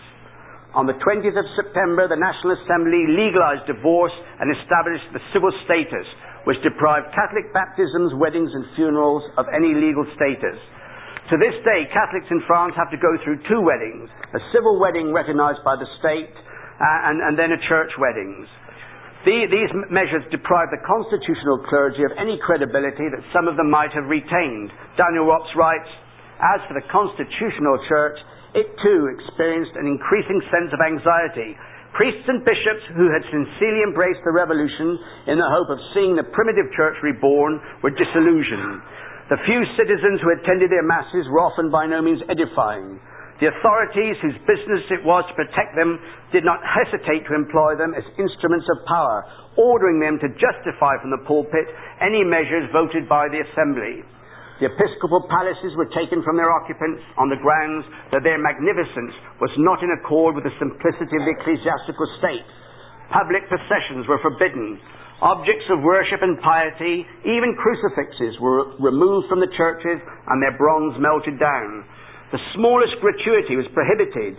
Woe betide a cure who accepted an offering for a baptism or a marriage. Worse still, the marriage of priests was allowed in the name of liberty, and bishops were forbidden to punish those of their clergy who took advantage of this right. The very bases of Christian society, which those who took the oath had expected to preserve, were crumbling. On the 20th of September, the eve of its dissolution, the Assembly instituted divorce, and on the same day it established civil status, depriving the constitutional clergy of all hold upon the faithful, since baptism, marriage, and religious burial were no longer to have any legal significance. The chastisement of schism, to quote the Abbé Sicard, fell upon the revolutionary church, inflicted by those same individuals whom she had regarded as her allies. The hour was approaching when the revolution would rage not against the church alone, but against God. I remember a couple of years ago, someone asked John Rowe, when are we going to hear something good about the church? Because it's most of the history is of mistakes, weak popes, bad popes. Well, I think we're going to hear something good about the church now, in the Vatican II sense of the church is the people. We're going to see Catholics behaving like Catholics. And it's interesting, again, what Dr. White was saying about Satan, that he always tried to do evil, but he always turned into good. The first event I want to talk to you about are the September massacres. The direction that the revolution would take was made clear between the 2nd and the 6th of September 1792 with the notorious September massacres that shocked the whole of Europe. France was at war with Austria and Prussia, and a Prussian army had crossed the border in August. The country had been proclaimed to be in danger. A mood of hysteria reigned in Paris. On the afternoon of Sunday, the 2nd of September, a platoon of the National Guard dragged 3 priests from a cab that was taking them to jail and hacked them to pieces. This set in train a series of massacres in most of the prisons of Paris that lasted for 48 hours. 1,100 prisoners were massacred, with 250 priests among them, including 3 bishops. The victims of the massacre were subjected to the travesty of a trial. After that, they would pass through a door between 2 lines of killers armed with sabres, knives, and hatchets, who would literally hack them to death. All the priests were asked the same question: have you taken the oath? Not one of these priests was prepared to save his life by saying no. That none of them would lie. And one of the judges of the pseudo-trials, his name was Jean-Denis Violet, remarked the next day, he said, "I don't understand. They seemed happy. They went to death as to a wedding." It was exactly what Thomas More said when he saw the first Carthusian martyrs being taken to Tyburn. He said to his daughter who was there, "Look, they're going like bridegrooms to a wedding." Many women and children were among the victims of the massacre, the most notable being the beautiful Princess de Lamballe, who was a very close friend of Marie Antoinette. She could have saved her life by swearing an oath of hatred for the king, queen and monarchy, but she refused. The princess was hacked to death in minutes, and her body subjected to unspeakable mutilations. One fanatical Republican went to the extent of tearing her heart out from her body and eating it. The head of the princess was struck off and carried to the temple where the royal family were imprisoned, so that Marie Antoinette could see how the people avenged themselves on tyrants. One of the most dreaded of the revolutionaries, the communist Babu, who eventually got guillotined himself, he would soon write this maxim, in which some historians have detected an avowal that there were invisible prompters behind the scenes. Babu said, It is essential to make the people perpetrate deeds that will prevent them from turning back. On the 10th of September 1792, Gouverneur Morris, the American minister to France, dispatched an objective but critical report of the massacres to Thomas Jefferson, the Secretary of State. The only person I've ever heard of, his Christian name is Gouverneur. Someone might be able to tell me why that was later. This is what Gouverneur Morris said. We have had 1 week of unchecked murders in which some thousands have perished in the city. It began with between 200 and 300 of the clergy who had been shut up because they would not take the oaths prescribed by law and which they said was contrary to their conscience. These executors of a speedy justice went to the abbey where the persons were confined who were at court on the 10th. These were dispatched also, and afterwards visited the other prisons. All those who were confined either on account of accusation or suspicious of crimes were destroyed. Madame de Lamballe was, I believe, the only woman killed, which isn't correct. And she was beheaded and emboweled. The head and entrails were paraded on pikes through the streets and the body dragged after them. They continued, I am told, at the temple, where the former royal family were now imprisoned, till the Queen looked out at this horrid spectacle. Yesterday the prisoners from Orleans were put to death at Versailles. The destruction began here about 5 in the afternoon on Sunday the 2nd instant. This dispatch did not reach Thomas Jefferson until the 10th of January 1793, but he had already seen an account of the massacres in the American press, some organs of which had condemned the massacres as barbarous. Well, this reaction in the American press, American papers condemning the September massacres as barbarous, it provoked a very indignant editorial in the 7th of November 1792 issue of the National Gazette, which was the official paper of Jefferson's Republican Party. The editor, Philip Freneau, praised the massacres in the most enthusiastic terms and denounced those who had condemned them. Whether he consulted his eminent patron Jefferson before writing an editorial from which I'll quote, nobody knows. But what is certain that this editorial did not evoke one word of criticism from Jefferson. This is Freneau's editorial describing these massacres I've just told you about. The great scene that has passed in the capital of France is a lesson worthy of the serious attention of every monarch in Europe. It is sickening to hear our prostituted prince call the French barbarous and inhuman because, when justly incensed, they have made an example of 2,000 or 3,000 scoundrels to rescue the liberties of millions of honest men. France had not yet become a republic. King Louis XVI had been pressured into accepting the revolutionary constitution on the 14th of September 1791, but this did no more than reprieve the monarchy. And on the 22nd of September 1792, the country was proclaimed a republic. King Louis XVI was condemned to death by a narrow majority. The confessor chosen by the king before his execution was an Irish priest, the Abbé Edgeworth de Firmont, and he passed the entire night beside Louis after hearing his confession, and at 6 o'clock on the morning of the 21st of January 1793 he offered Mass. King Louis XVI received Holy Communion for the last time. A covered cart was waiting outside the prison. The king and his confessor climbed in, and the priest did not leave his side until the end. Throughout his last journey, the king read the prayer for the dying. King Louis behaved throughout with the courage and dignity expected of a king, in marked contrast with some of the men who had condemned him, who died screaming with terror later on that year when their own turn came to mount the same scaffold. Once on the platform, he began to address the crowd in a loud voice. "My people, I die innocent of the crimes with which I have been accused. I tell you this as I am about to appear in the presence of God. I pardon those who have condemned me, and I pray to God that the blood you are about to shed will never rebound upon France." Santerre, commander of the National Guard in Paris, cried out, "Tambour," drums. The drums of the guardsmen drowned the voice of their sovereign. The king was placed face down on the plank which was used to position the victims for the descent of the blade. Father Edgeworth de Firmont fell on his knees, facing the window of the guillotine through which the king's head protruded. As the heavy blade fell, this faithful priest cried out the words which have echoed through the centuries, "Son of St. Louis, mount into heaven." On that day, a spectator later recalled, everyone walked slowly, and we hardly dared to look at one another. Chrétien Malesherbes, who had volunteered to defend the king at his trial and paid for this by going to the guillotine with members of his family, insisted that the king had paid with his own blood for being unwilling to shed that of others. The Protestant Prime Minister of England, William Pitt, described the murder of the king as the foulest and most atrocious act the world has ever seen. Simon Schama states that it made clear to the British government that it was now dealing with a phenomenon of uncontainable barbarism and irrationality. Queen Marie Antoinette was guillotined on the 16th of October of the same year. She displayed the same noble bearing that the king had shown. The Queen's request for a confessor who had not taken the oath of loyalty to the civil constitution was denied, and she refused to confess herself to one who had. Thomas Jefferson welcomed the news of what was taking place in 1793 and expressed only the faintest regrets about the wholesale executions or about the deaths of the king and queen and the many aristocrats that he had known personally.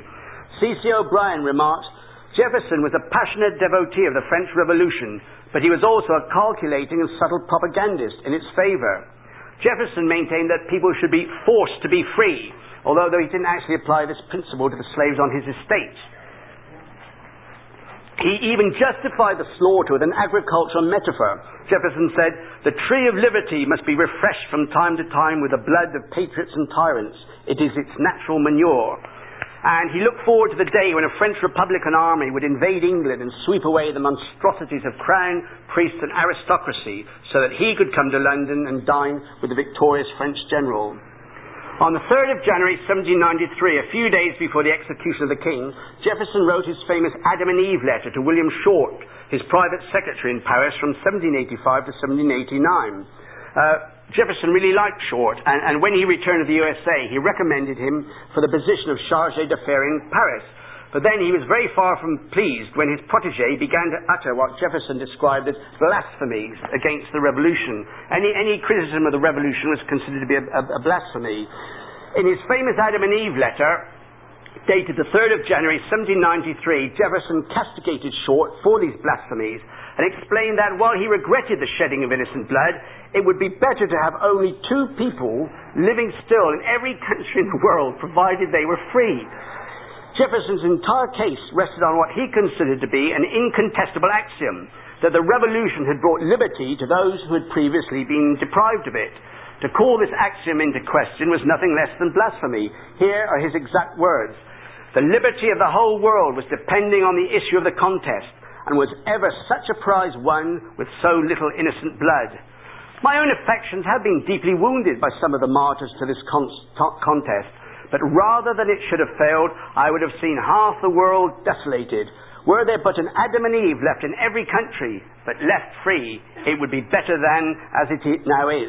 I have expressed to you my sentiments because they are really those of 99 in 100 of our citizens. The universal feasts and rejoicings which have lately been had on account of the successes of the French show the genuine effusions of their hearts. You have been wounded by the sufferings of your friends, and have by this circumstance been hurried into a temper of mind which would be extremely disrelished if known to your countrymen. Jefferson was certainly correct in claiming that the majority opinion in the USA was enthusiastic about the revolution. In his study, Contemporary American Opinion of the French Revolution, Charles Downe Hazen describes the mounting excitement of this period. Though Americans had been interested in the revolution from the very outset for a variety of reasons, it was only toward the close of the year 1792 that this interest was publicly manifested. But when the monarch was completely overthrown and the Republic proclaimed, all America was thrilled. From this time on, the movements of the French armies were followed with great excitement, and when, towards the close of this year, the Republic had so far asserted itself as to have driven back the invaders, the revolution seemed so far accomplished as to demand a public manifestation of joy on the part of the Americans. Hazen then goes on to describe civic feasts in honor of the French Revolution in New York, Boston, and Philadelphia in December 1792 and January 1793. Hazen adds, these celebrations were not local. They occurred in the South, in the North, and in the Middle States. Philadelphia saw scores of them. Now, I'd like just to read you an assessment, Edmund Burke's assessment of the Revolution, which differs somewhat from Jefferson's, so I'll leave you to decide which one is more accurate.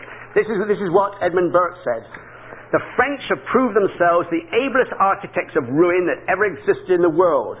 They have completely pulled down to the ground their monarchy, their church, their nobility, their law, their revenue, their army, their navy, their commerce, their arts, and their manufactures. They are now lying in a sort of trance, an epileptic fit exposed to the pity or derision of mankind, in wild, ridiculous, convulsive movements, impotent to every purpose but that of dashing out their brains against the pavement. Yet they are so unwise as to glory in a revolution which is a shame and disgrace to them. They have made their way to the very worst constitution in the world by the destruction of their country.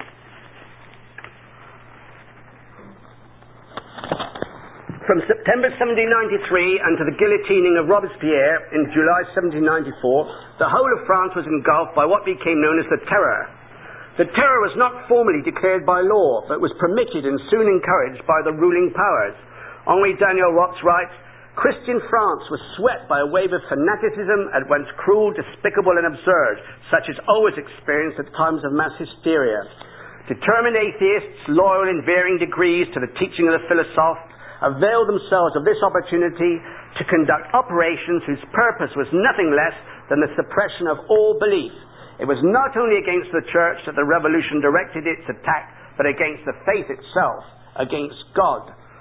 On the 6th of April 1793, the Committee of Public Safety was established by the Convention. It was comprised of 9, later 12 members, and it became the key organ of the Terror. The dominant voice for the first 2 months was that of Danton, who would later sign his death warrant by preaching a policy of union and reconciliation within the Republic, and by seeking to abate the pitiless severity of the revolutionary tribunal which he himself had set up. As the reign of terror developed, Danton began to lose power to Robespierre, and he resigned from the committee on the 10th of July 1793. 2 weeks later, on the 27th of July, Maximilien Robespierre was elected. He was to be the most notorious member of the committee, and for a period could be said to be the committee. In the 3 months that followed the guillotining of Danton on the 5th of April 1794, Robespierre reigned supreme, nominating all the members of government committees, placing his supporters in all positions of influence within the Commune of Paris, and assuming total control of the revolutionary tribunal. He reigned by terror and abused the power invested in him. Second only to Robespierre in notoriety was his fervent disciple, Louis de Saint-Just, who had been foremost among those demanding the execution of the king. If the king is innocent, the people are guilty, Saint-Just said. He initiated the attacks upon Danton that sent him to the scaffold. Saint-Just even proposed that Robespierre should be created dictator of France, and that boys should be taken from their parents at the age of 7 and brought up by the state. The mandate of the Committee of Public Safety included all matters of internal order and policy, and was expanded to include control of the army. Although in theory France was still governed by the Convention, executive power was in practice invested in the committee. Simon Skarmer describes it as the most concentrated state machine France has ever experienced. What amounted to a charter of terror, the law of suspects of the 17th of September 1793, gave the committee sweeping powers of arrest and punishment over anyone included in the all-embracing category of those harbouring counter-revolutionary designs. Saint-Just insisted that the law should be applied with the utmost rigour. Between the people and their enemies there can be nothing in common but the sword. We must govern by iron those who cannot be governed by justice. We must oppress the tyrant. It is impossible for the revolutionary law to be executed unless the government itself is truly revolutionary. The French equivalent of civil rights such as habeas corpus and trial by jury were suspended in the case of anyone endangering the security of the state. And the very fact that a citizen was accused of this crime by the Committee of Public Safety was considered irrefutable proof of his guilt. In the trials of so-called enemies of state, the calling of witnesses was left to the discretion of the court, and the accused was denied the aid of a defence counsel. When he was found guilty, the mandatory sentence was death. The law of suspects ushered in a terrible phase of the terror during the spring and summer of 1794. Whole batches of suspects were condemned and sent to their deaths in the Place de la Révolution, Paris. The vast majority were political suspects, in most cases men who had been fervent supporters of the events of 1789. Representatives on mission were dispatched by the Convention to the departments of France to ensure compliance with the will of the Convention, which from September 1793 meant the will of the Committee of Public Safety. Their mandate was concerned primarily with judicial and punitive matters, and they were invested with the authority to establish revolutionary tribunals and to try suspects accused of anti-revolutionary activities. Each commune was to set up a committee of surveillance, and every citizen was urged to denounce anyone he suspected of this crime. Many Frenchmen were denounced and went to their deaths to satisfy the personal animosity of their neighbours. Throughout the autumn of 1793, representatives on mission had been free to interpret their role much as they wished. This phase of the terror was anarchic, uncoordinated, and little subject to central direction. Its characteristic instruments were the revolutionary armies, which mushroomed through the provinces in imitation of that of Paris, and whose numbers may have reached 48,000 men at their height. Terroristic jacks of all trades, their purpose was to intimidate and punish, arrest and repress anyone suspected of activities that could be deemed hostile to the revolution. An integral aspect of the terror was the de-Christianization of France. It was not initiated as an official policy of the Convention, but the Convention did not attempt to curtail it, and eventually endorsed it by adopting a new anti-Christian calendar on the 6th of October 1793, in which years were to be numbered not from the birth of Christ, but from the inauguration of the Republic on the 22nd of September 1792. This meant that it was already year 2 when the revolutionary calendar was imposed. The year began with the 22nd of September, and the first month was named Vendémiaire, and it ended on the 21st of October. There were 12 30-day months, each with newly coined names, each with 3 10-day weeks. These were called décades, with the 10th day one of rest, décade. Sunday thus became a working day. The Republican calendar remained in official use for 10 years, but it was never taken seriously by the people. Most Frenchmen and nearly all French women preferred the saints and ceremonies of the Catholic calendar to the rootless festivals and formless supreme being of Robespierre. De-Christianization was not uniform throughout France and depended to a large extent on the fanaticism of the representative on mission. But the adoption of the revolutionary calendar encouraged the representatives to vie with each other in repressing every vestige of Catholicism. Joseph Fouché, the representative in Nièvre in central France, was a former Oratorian priest, imposed a reign of religious terror. No form of religion could be practiced in public. Cemeteries were stripped of all religious symbols, and at their gates was posted his famous dictum, "Death is an eternal sleep." Herbert Gédan, in his history of this period, considers that the enormous wave of de-Christianization which swept over the country between the summer of 1793 and the summer of 1794 completed the ruin of the constitutional church and drove it underground. No distinction was made now between juring and non-juring priests. Constitutional priests were now required to abjure their ordination. Only this step would prove their loyalty to the Republic. But large numbers of the constitutional clergy chose death rather than deny their priesthood. Of the 484 clergy who appeared before the Revolutionary Tribunal in Paris, 319 belonged to the Constitutional Church. Many repudiated the oath which bound them to the civil constitution, begged to be reconciled to the Church, and died bravely on the scaffold. 8 constitutional bishops were guillotined, 5 of them recanting their errors before dying. Henri Daniel Roch states correctly that those sacrifices cannot be forgotten when we pass judgment upon the constitutional clergy. Churches were vandalized throughout France during this frenzy of de-Christianization.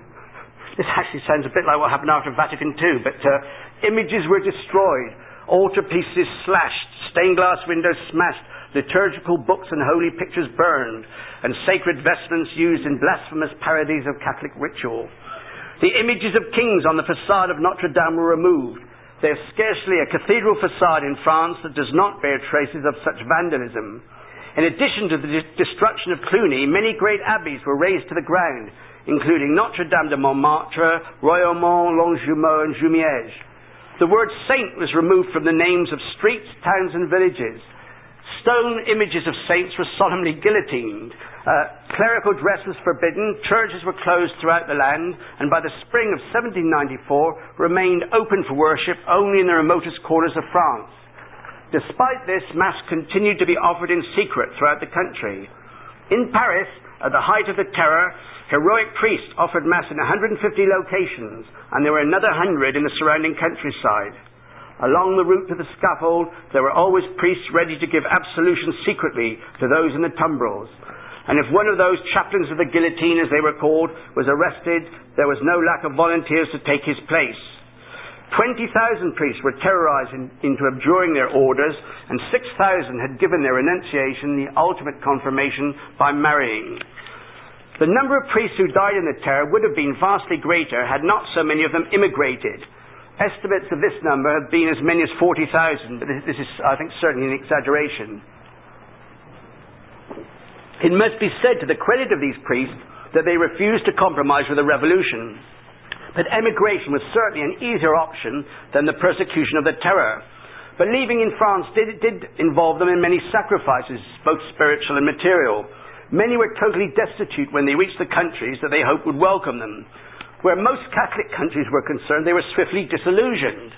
Austria and Bavaria refused any emigre clergy entry, as did most Italian states, apart from those of the Pope, who received 5,000. Many great European abbeys refused their hospitality to the emigres, and one of them, that of Weingarten, set dogs upon any French priest who tried to enter its cloisters. Spain welcomed the emigre clergy, as did the Catholic cantons of Switzerland, which accepted and cared for 4,000 priests. The great abbey of Einsiedeln spent enormous sums to help them. But one country in Europe exceeded the whole of Europe in its generous hospitality, and it was a Protestant nation. Henri Daniel Roth's right, but it was England who proved herself above all others the home of kindly hearts.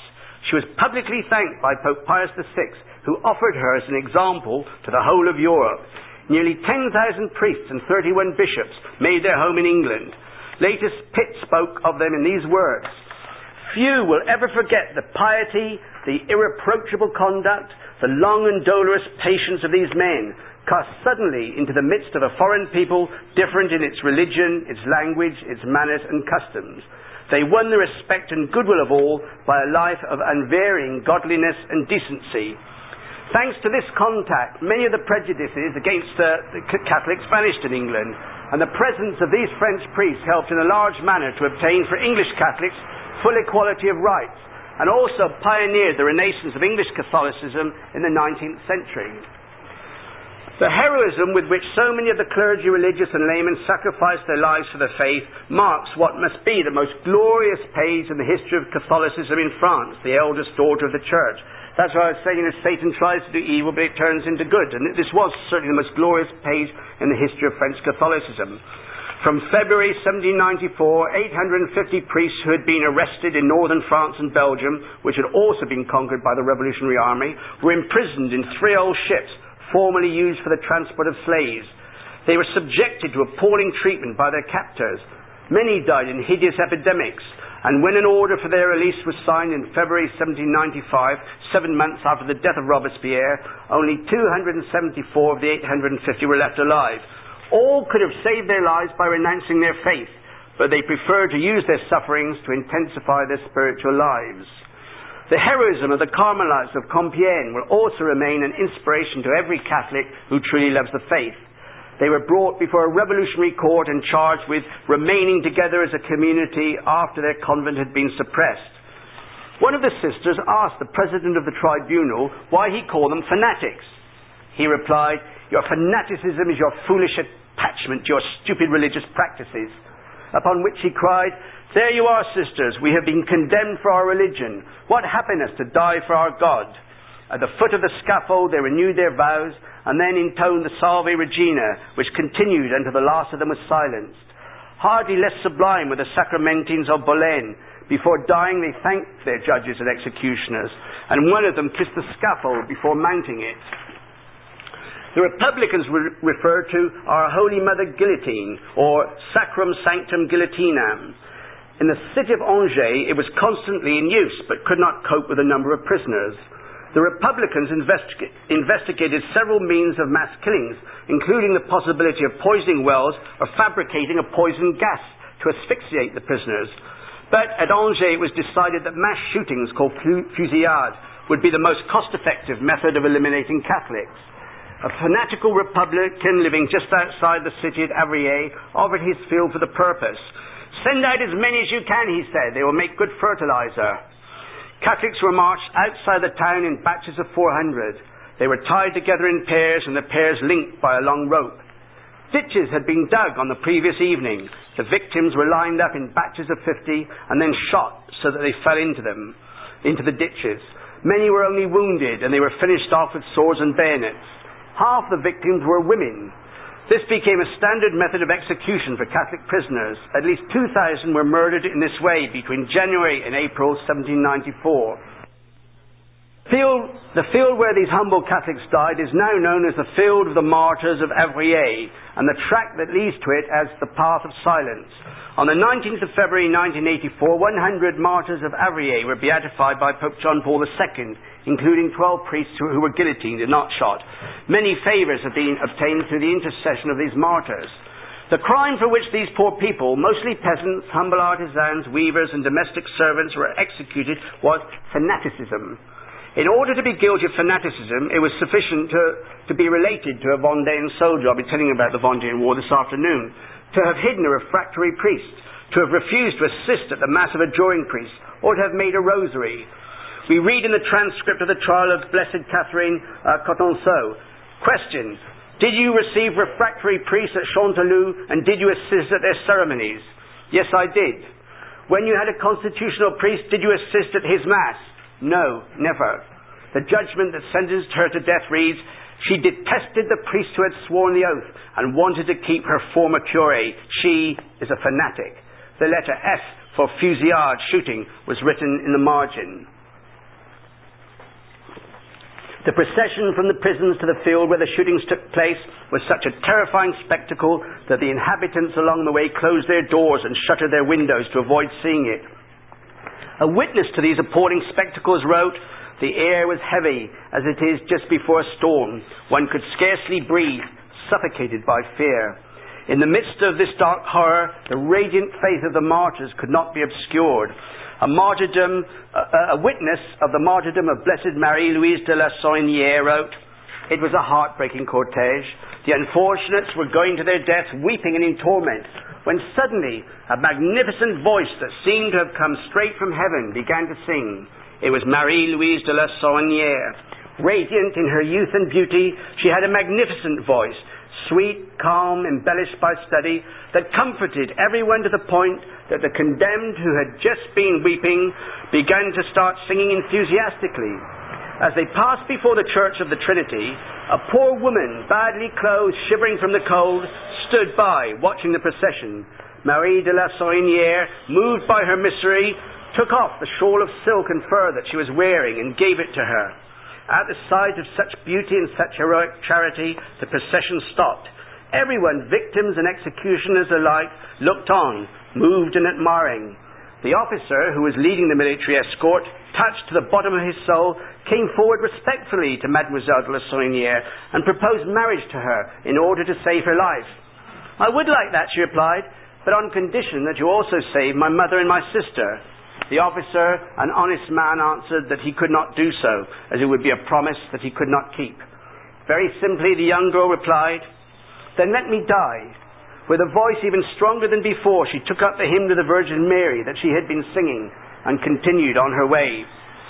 Two sisters of charity were among the martyrs of Avrier, Blessed Sisters Marianne Vaillot and Blessed Odile Bogard. An eyewitness writes, "Sister Marianne was tied to her companion and went courageously to her martyrdom without flinching. I would not exchange my place with anyone," she said. Her face shone with joy, but Sister Odile seemed troubled by the preparations for the executions. Sister Marianne reassured her and lifted up her thoughts to consider the crown destined for her. "We must not miss such a beautiful occasion to witness for our love for our divine spouse," she explained. "This is the most beautiful and most joyful day of our lives. He is going to put an end to all our miseries, and we are going to have the happiness of seeing God and possessing Him for all eternity." Hearing these words, the good Sister Odile recovered herself, ashamed to have feared death. She asked God and her dear companion to pardon her. The two nuns made their way, heads held high, to the site of their execution. On the way to the field where they were to be shot, Sister Odile dropped her rosary. She bent down to pick it up, and a soldier crushed her fingers with the butt of his musket. The spot where this took place was long revered, and pilgrims knelt there to pray. The rosary was recovered and is treasured to this day. like as a precious relic. Finally, like lambs led to the slaughter, the victims arrived at the place of their execution. They raised their eyes to heaven and offered to their heavenly Father the sacrifice of their lives. They put their confidence in God and saw the heavens open to receive them. The officer in command of the shootings took pity upon the two sisters. He came forward and said to them, "Citizens, there is still time to escape this death that menaces you. You have rendered services to humanity. Why, for an oath that you are asked to swear, would you discontinue the good works that you have always performed? Do not swear the oath if it's repugnant to you. I will take it upon myself to say that you have sworn, and I'll give my word that nothing will happen to you." "Citizen," replied Sister Marianne, "not only do we not want to swear this oath, but we do not even want to appear that we have sworn it. Do not think us so cowardly and so attached to this miserable life that you believe us capable of staining our soul and sacrificing it for an oath which we have always detested and still detest. God will not ask us to render an account of the services we could have rendered to our neighbour only by swearing an oath that he detests and condemns. If taking the oath is the only way that we can save our lives, we declare that we prefer to die rather than do anything opposed to the love that we have sworn for our God." The officer gave the order to fire. Sister Marianne remained standing, her arm broken. Like St. Stephen, she prayed for her persecutors. "Forgive them," she said, "they know not what they do." The soldiers threw themselves upon her and upon the other victims, cutting them to pieces with their sabres and bayonets. The culmination of the campaign of de-Christianization took place in Notre Dame Cathedral, now transformed to a temple of reason, on the 10th of November 1973. And Liberty, a red-capped female bearing a pike, a masterpiece of nature, euphemistically described as an actress, emerged from a temple constructed from linen and papier-mâché. She bowed to the flame of reason and seated herself upon a bank of flowers and plants while long lines of garlanded girls sung hymns. She was then escorted to the National Convention and embraced by its president. What a bunch of idiots. But a mob of Republicans remained in the cathedral to profane it with an evening of drunken revelry. Even Robespierre was shocked by this nonsense and described it as a ridiculous farce. 500,000 Frenchmen were imprisoned or placed under house arrest during the months of the Terror. At least 17,000 died on the scaffold. When those who died in prison or while awaiting trial are added to this figure, together with those who were simply murdered or lynched without trial or official record, the number of deaths rises to over 30,000 people in just a year. 15% of the death sentences were upon members of the nobility and clergy, and 25% upon the middle classes. And the vast majority of those who lost their lives in the proscription of 1793 to 4, 2/3 of those officially condemned, and doubtless a far higher proportion of those who disappeared unofficially, were ordinary people caught up in tragic circumstances not of their own making, who made wrong choices in lethal times, when indifference itself counted as a crime. For many Jacobins, there was little in these figures to shock. They preferred to see terror as a vital means of purging the country of those who, by their acts and opinions, had forfeited any claim to citizenship. In the preface to his book Citizens, Simon Scarman insists that, in some depressingly unavoidable sense, violence was the revolution itself. Robespierre and Saint-Just were themselves arrested on the 27th of July 1794 and guillotined the next day with 20 of their closest supporters. Saint-Just acted the role of a Roman Stoic on the scaffold, but Robespierre died with animal screams that were silenced only by the falling of the blade. Within a month of Robespierre's death, the Committee of Public Safety was deprived against its own advice of its overall superintending role in government. All its duties, with the exception of war and foreign relations, were distributed among other committees.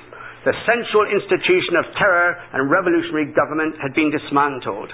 In 1799 came the coup d'etat of Napoleon. The Republic was to all intents and purposes overthrown. It was to be governed by 3 consuls. Napoleon was appointed first consul for 10 years, but in 1804 he proclaimed himself emperor and ruled France in a manner far more absolute than any king had ever done. Napoleon Bonaparte never made the mistake of underestimating either the power of religion or the resilience of the church. This judgment was reinforced by peasant uprisings in defense of the faith in parts of France, above all in the Vendée, in Belgium, Switzerland, Luxembourg and Italy. When the revolutionary armies plundered churches and showed complete contempt for the religious faith of the peoples they claimed to be liberating, They often compared these revolts to the revolt in the Vendée in France. Bonaparte saw what damage such behaviour could do. In June 1800, he convoked the clergy of Milan to the great cathedral and declared, "It is my firm intention that the Christian, Catholic and Roman religion shall be preserved in its entirety, that it shall be publicly performed. No society can exist without morality. There is no good morality without religion. It is religion alone, therefore, that gives to the state a firm and durable support. As soon as I am able to confer with the new Pope, I hope to have the happiness of removing every obstacle which will hinder complete reconciliation between France and the head of the Church." Bonaparte referred to the new Pope as Pius VI had died in France in 1799, having been taken there as a prisoner of the Revolution. His death in captivity marked the lowest ebb of the papacy for many centuries. In 1801, Napoleon signed a concordat with the Holy See. While it left much to be desired, it restored free worship to France, a properly constituted clergy, and papal power. William Doyle considers that the papacy emerged from the Revolution as a stronger and more respected institution. He writes, only 2 more pages. William Doyle writes, "Despite serious material losses, in fact, the papacy was one of the great gainers of the work of the Revolution. In the 1780s, it had appeared an institution in perhaps terminal decline, scorned by secularizing monarchs and defied in Germany and Italy by Jansenizing bishops. Its apparent helplessness did much to mislead the drafters of the civil constitution. But before the end of the 1790s, the Holy Father himself was sharing the glory of martyrdom, visited on his fellow priests by a godless republic and its sympathizers abroad. Meanwhile, the vast majority of the population of France was showing itself loyal to a clergy which had rejected the Revolution on his instructions. As Alwyn Houghton expressed it, popular Catholicism, with women in the vanguard, emerged from the Terror and Directory bloody but distinctly unbowed. A Mass celebrated in the Cathedral of Notre Dame in April 1802 could hardly have provided a more dramatic contrast to the emergence of liberty from her papier-mâché chateau. April 1802 was to be a month of celebration. It culminated on the 18th, Easter Day, with a solemn Mass to mark the resurrection of the Catholic Church in France. It was held in Notre Dame in the presence of the first consul, Bonaparte, the entire government and the diplomatic corps. The preacher was the 70-year-old Boischelin, once Archbishop of Aix, now of Tours. A nobleman of the old stock, he had delivered the sermon at the coronation of Louis XVI. As then, he celebrated a new beginning. But the jubilant crowds who thronged Paris that day, thrilled by the boom of cannon and the ringing of bells, silenced in 1793, and by the people of quality who lit their windows when night fell, were not thinking about what the future might bring. With the end of the war, the elimination of... when night fell, we're not thinking about what the future might bring. With the end of the war, the elimination of political strife, and the restoration of religious freedom, they were celebrating the burial of the Revolution. And, I really do think the heroism of all those Catholics of France, especially, I must say, especially the women. I wouldn't have... I think if that God had offered to marry me, I probably wouldn't have accepted. But, when you think of the September massacres, those people who went through those doors to be hacked to death, it is something that can make us proud to be Catholics. I'm hoping, Robert, would you be able to do it? Yes. I just thought perhaps we conclude for just 1 minute singing a little verse or two of Christus Vincit instead of you applauding. That would be much more satisfactory.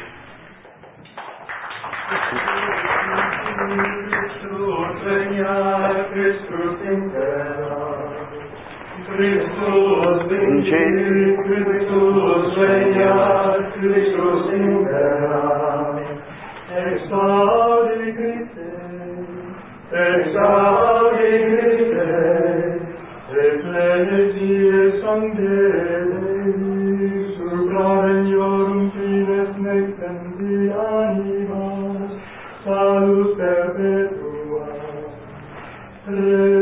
Christus vincit, Christus regnat, Christus imperat. Christus vincit, Christus regnat, Christus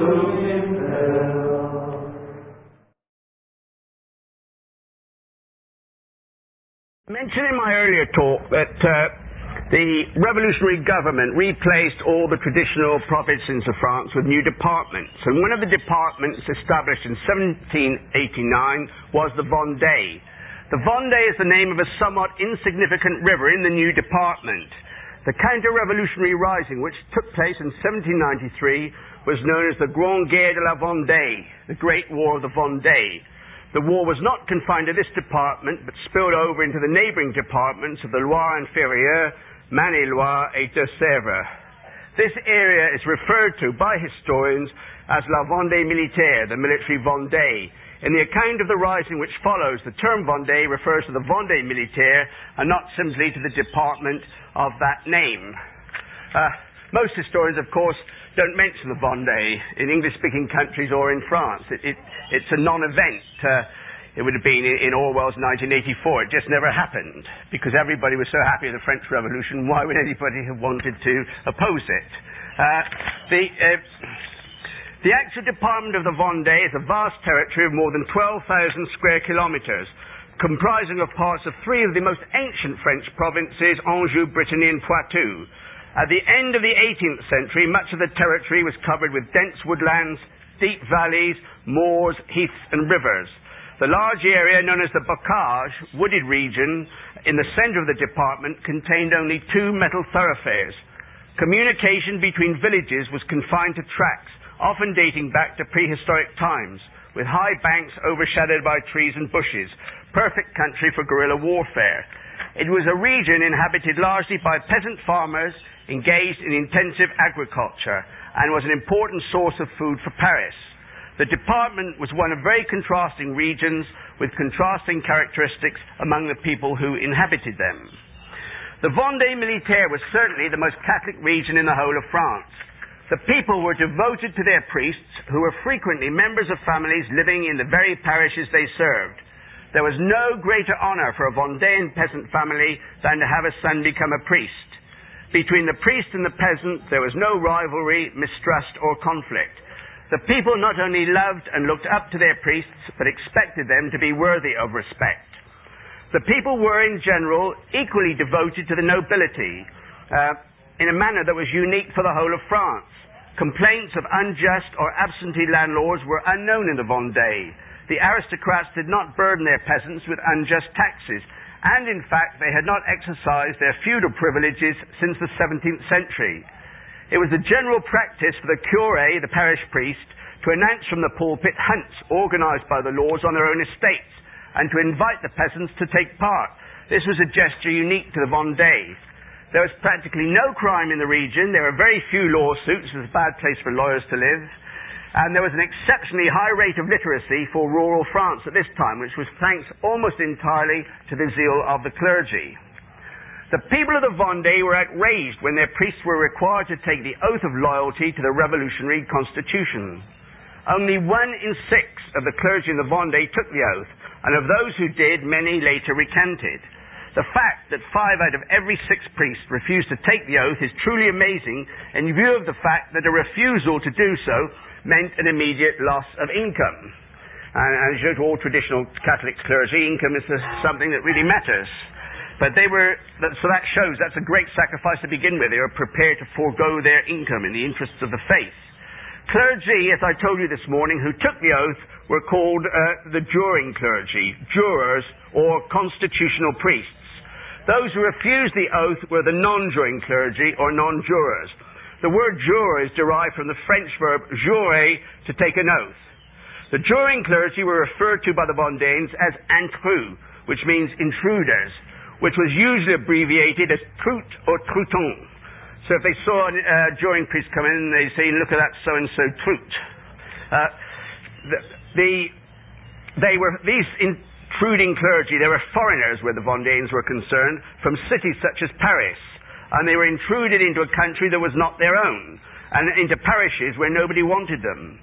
The non-juring clergy were referred to by the Republicans as réfractaires, which means refractory, stubborn, or rebellious.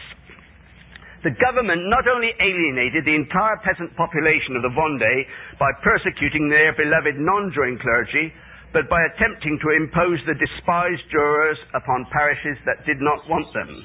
Non-juring priests warned their people to shun the intruding juror, L'Intrus, who would eventually replace him.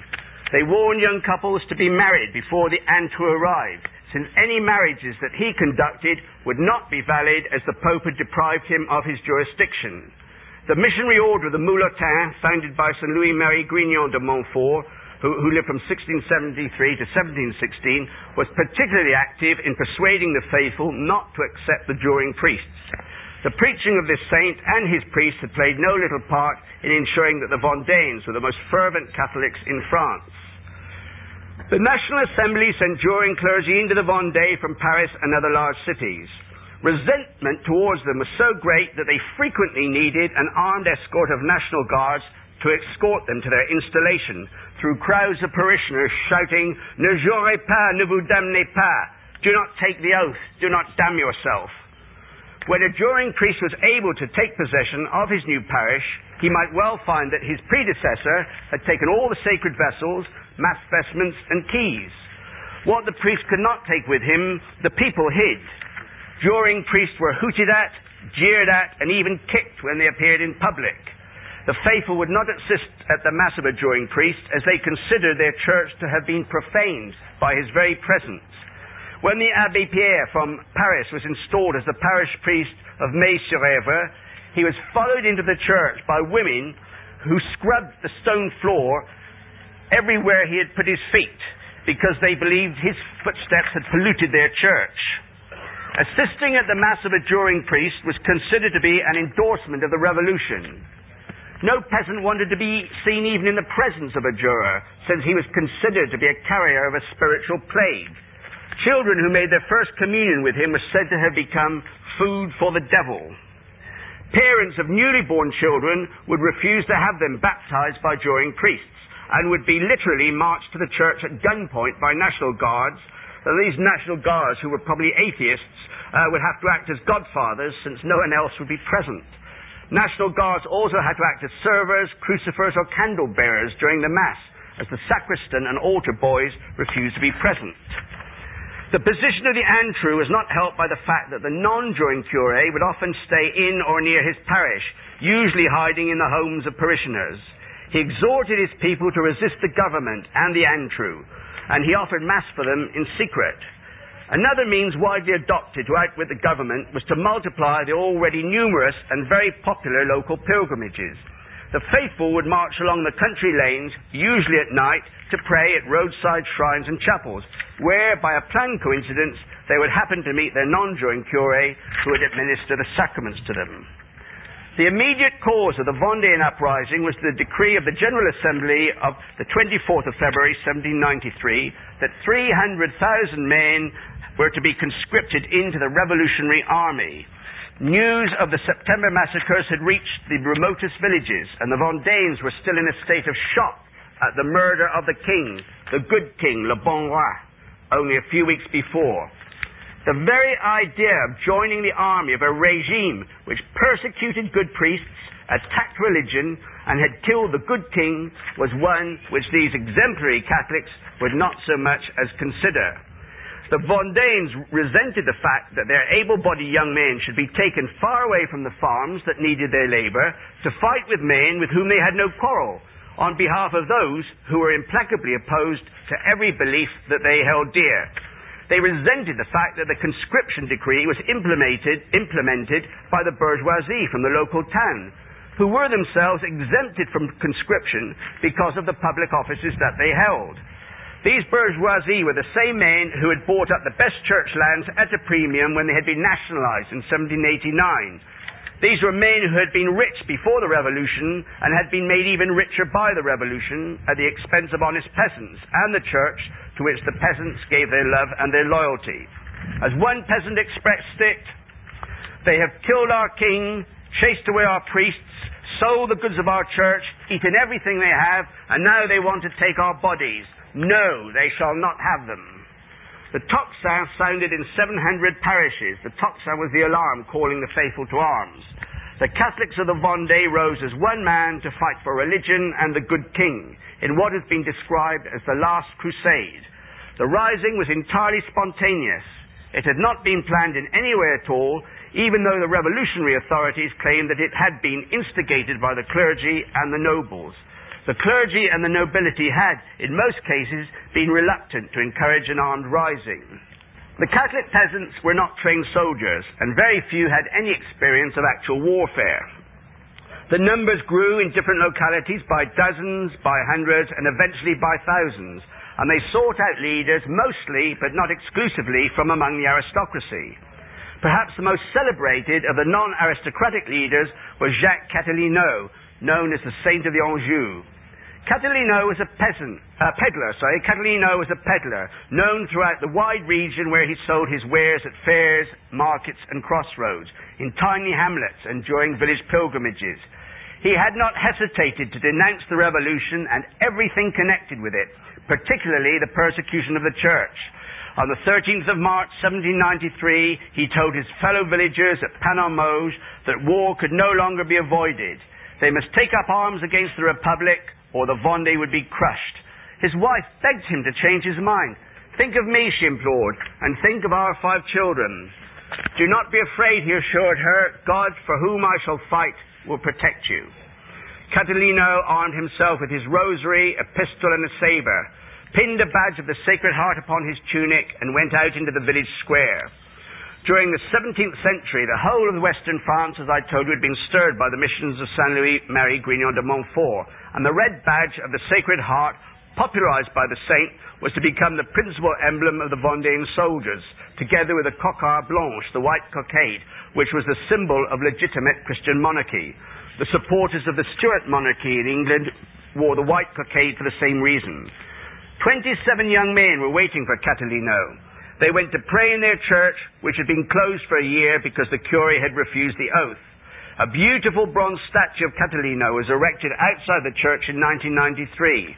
The original church was destroyed by the Republicans, but eventually rebuilt with a series of exquisite stained glass windows depicting important events in the history of the Rising. Dr. Bob and Tom Brown and myself were there just a few weeks ago. We made a tour of the Vendée, and I've got some pictures in this album taken by Dr. Bob, which I'd be happy to show anyone. There's a very nice picture of the statue of Catalineau. The peasants left the church with cries of "Vive la religion," long live religion, and marched to other villages to find recruits. By midday, their numbers had swollen to 500.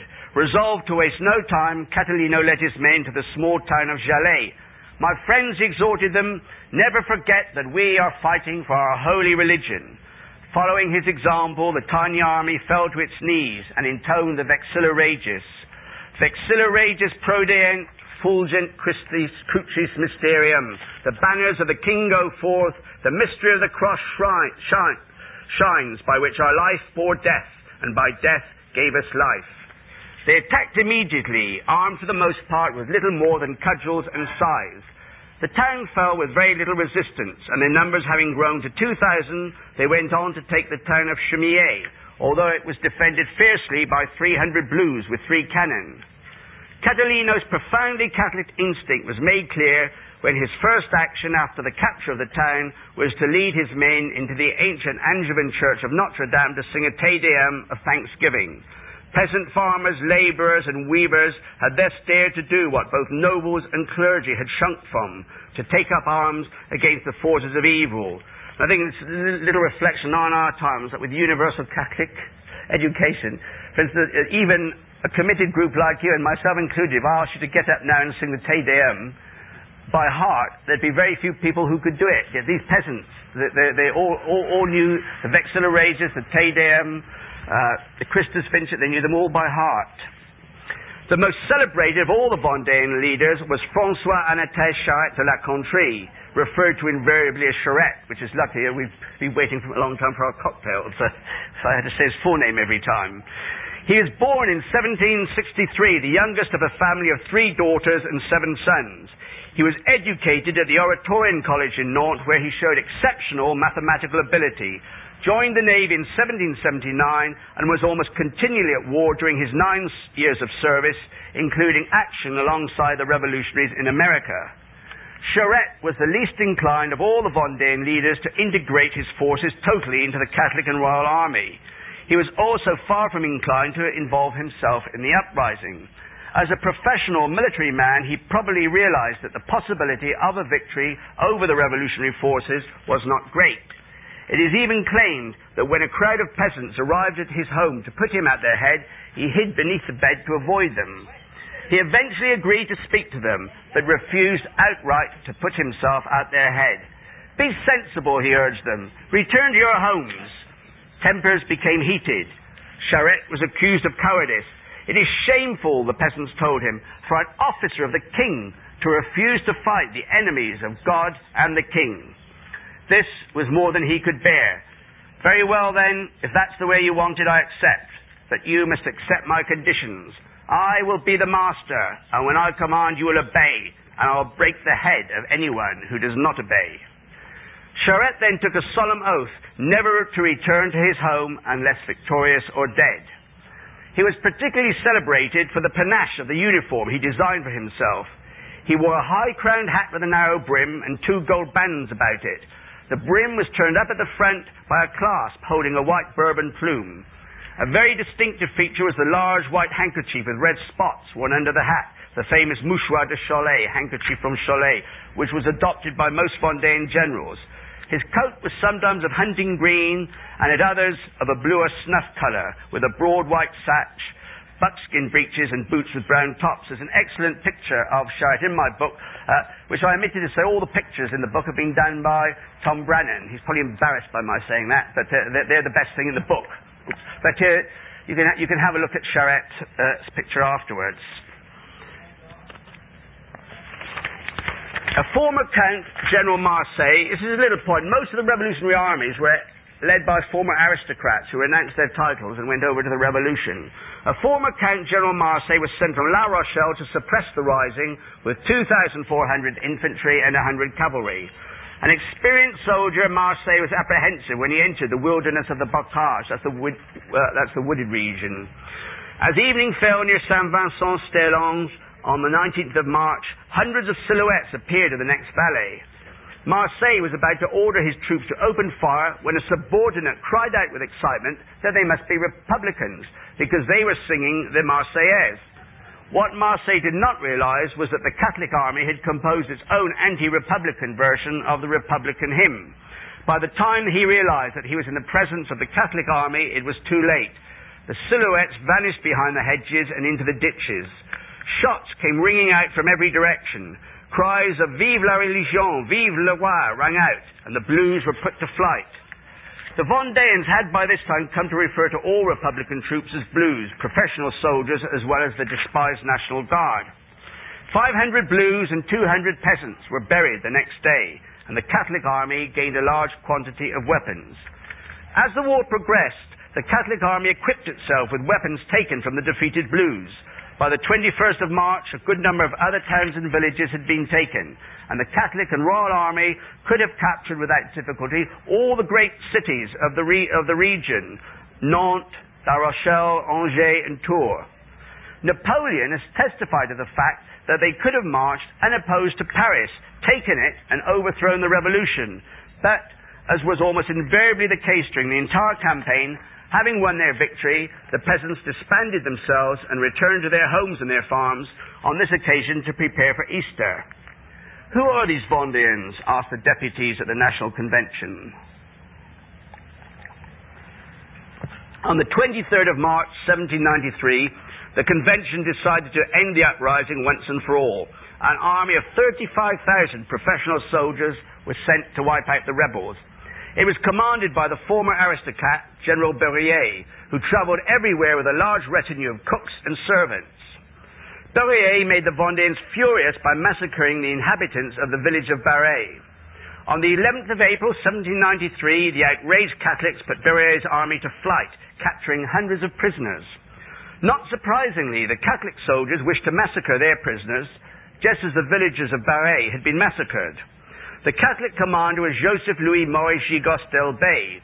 who had served as a regular soldier in the cavalry, but had retired to his small estate in the country in 1791 to live the life of an obscure country gentleman, apparently unconcerned with the political and religious crises surrounding him.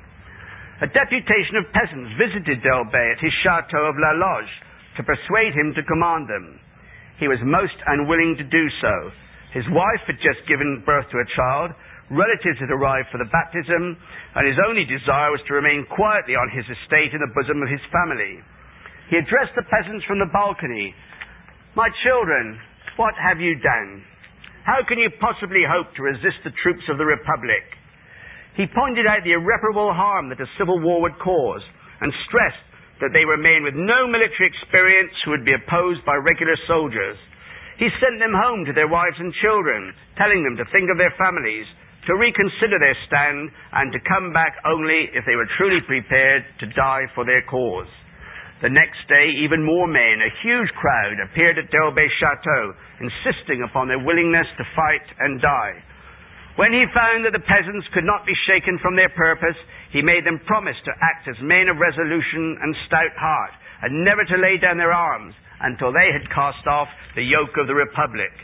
Then forthwith he led them to the town of Beauclerc. His first task was to ensure that no harm came to the Republican prisoners, one of whom later described Delbey as a friend of humanity who never shed blood unnecessarily and was always opposed to the murder of prisoners. But on the 11th of April 1793, it seemed there was nothing that Delbey could do. His men were determined to make the blue prisoners pay for the massacre at Barret. 500 of these prisoners were held inside the church of Saint-Pierre at Chemier. Delbey stood on the steps of the church, interposing himself between his men and the prisoners. He pointed out that if Catholics behaved as brutally as Republicans, they might just as well be Republicans. He begged the peasants to show mercy, but they replied that no mercy had been shown at Barret. As a last resort, Delbey begged his men to at least kneel down and say one Pater Noster before carrying out their dreadful resolution. The peasants removed their hats and knelt down. When they reached the words, "Forgive us our trespasses," Delbey ordered them to stop. "Do you dare to mention God?" he cried. "You are asking him to forgive you in the same way that you pardon others." The lesson was obvious to the Catholic peasants. 500 blue prisoners were saved. And a few days ago, Dr. Tom and I were standing on the raised steps where Delbey stood to say this famous Pater. It's called the Pater of Delbey. After the death of Catalino, Delbey was appointed Generalissimo of the Catholic and Royal Army in July 1793. He was badly wounded at the Battle of Cholet on the 17th of October 1793, when a Vendéan army of 35,000 men was defeated in a ferocious battle by a Republican army of 32,000 elite regular troops. The Republican General Kléber, who came from Alsace, paid a tribute to the courage of the Vendéans, who fought, he said, like tigers. Delbey received 13 wounds from which he did not recover. When he was captured by the Blues on the island of Noirmoutier in January 1794, he was still too weak to stand. On the 7th of January, displaying the courage expected of a Vendéan general, Maurice Gigost Delbey faced the firing squad seated upon an armchair, which can still be seen in the museum of the nearby chateau. On the 10th of March 1793, it was announced that as not a single volunteer for the Republican Army had been forthcoming from the district of Saint-Florent-l'Évêque, lots would be drawn on Tuesday, the 12th of March. When Tuesday came, the town was invaded by 2,000 armed peasants wearing the right royalist cockades in their hats. They were opposed by only a handful of gendarmes and 200 poorly armed National Guardsmen. Spokesmen for the peasants, the mayors of Saint-Florent and 2 neighbouring towns, demanded that there should be no drawing of lots and that the Republican troops should lay down their arms. Republican speakers opposed the proposal. A shot rang out and a Republican speaker fell mortally wounded. The National Guard opened fire on the crowd, killing or wounding almost 40 of them. The enraged peasants fell upon the guards, crying, "Vive le roi!" and "Vive les prêtres!" Long live the priests. The Republican officials joined the flight, and triumphant peasants first looted and then burned their offices. The guardsmen panicked, threw down their weapons, and fled. The die had been cast. What they now needed was someone to lead them, and there could be only one possibility, Artus Marquis de Bonchon. The Marquis had served as an officer in India, rising to the rank of major in the Régiment d'Aquitaine. He refused to take the oath of loyalty to the Convention, resigned his commission, retired from the army in 1789, and went to live at the Château of La Baronnière near Saint-Florent-le-Vieil. On the 13th of March 1793, Bonchon reluctantly agreed to lead the peasants of his district. He warned them of the consequences of going to war against the Republican government, but they were adamant.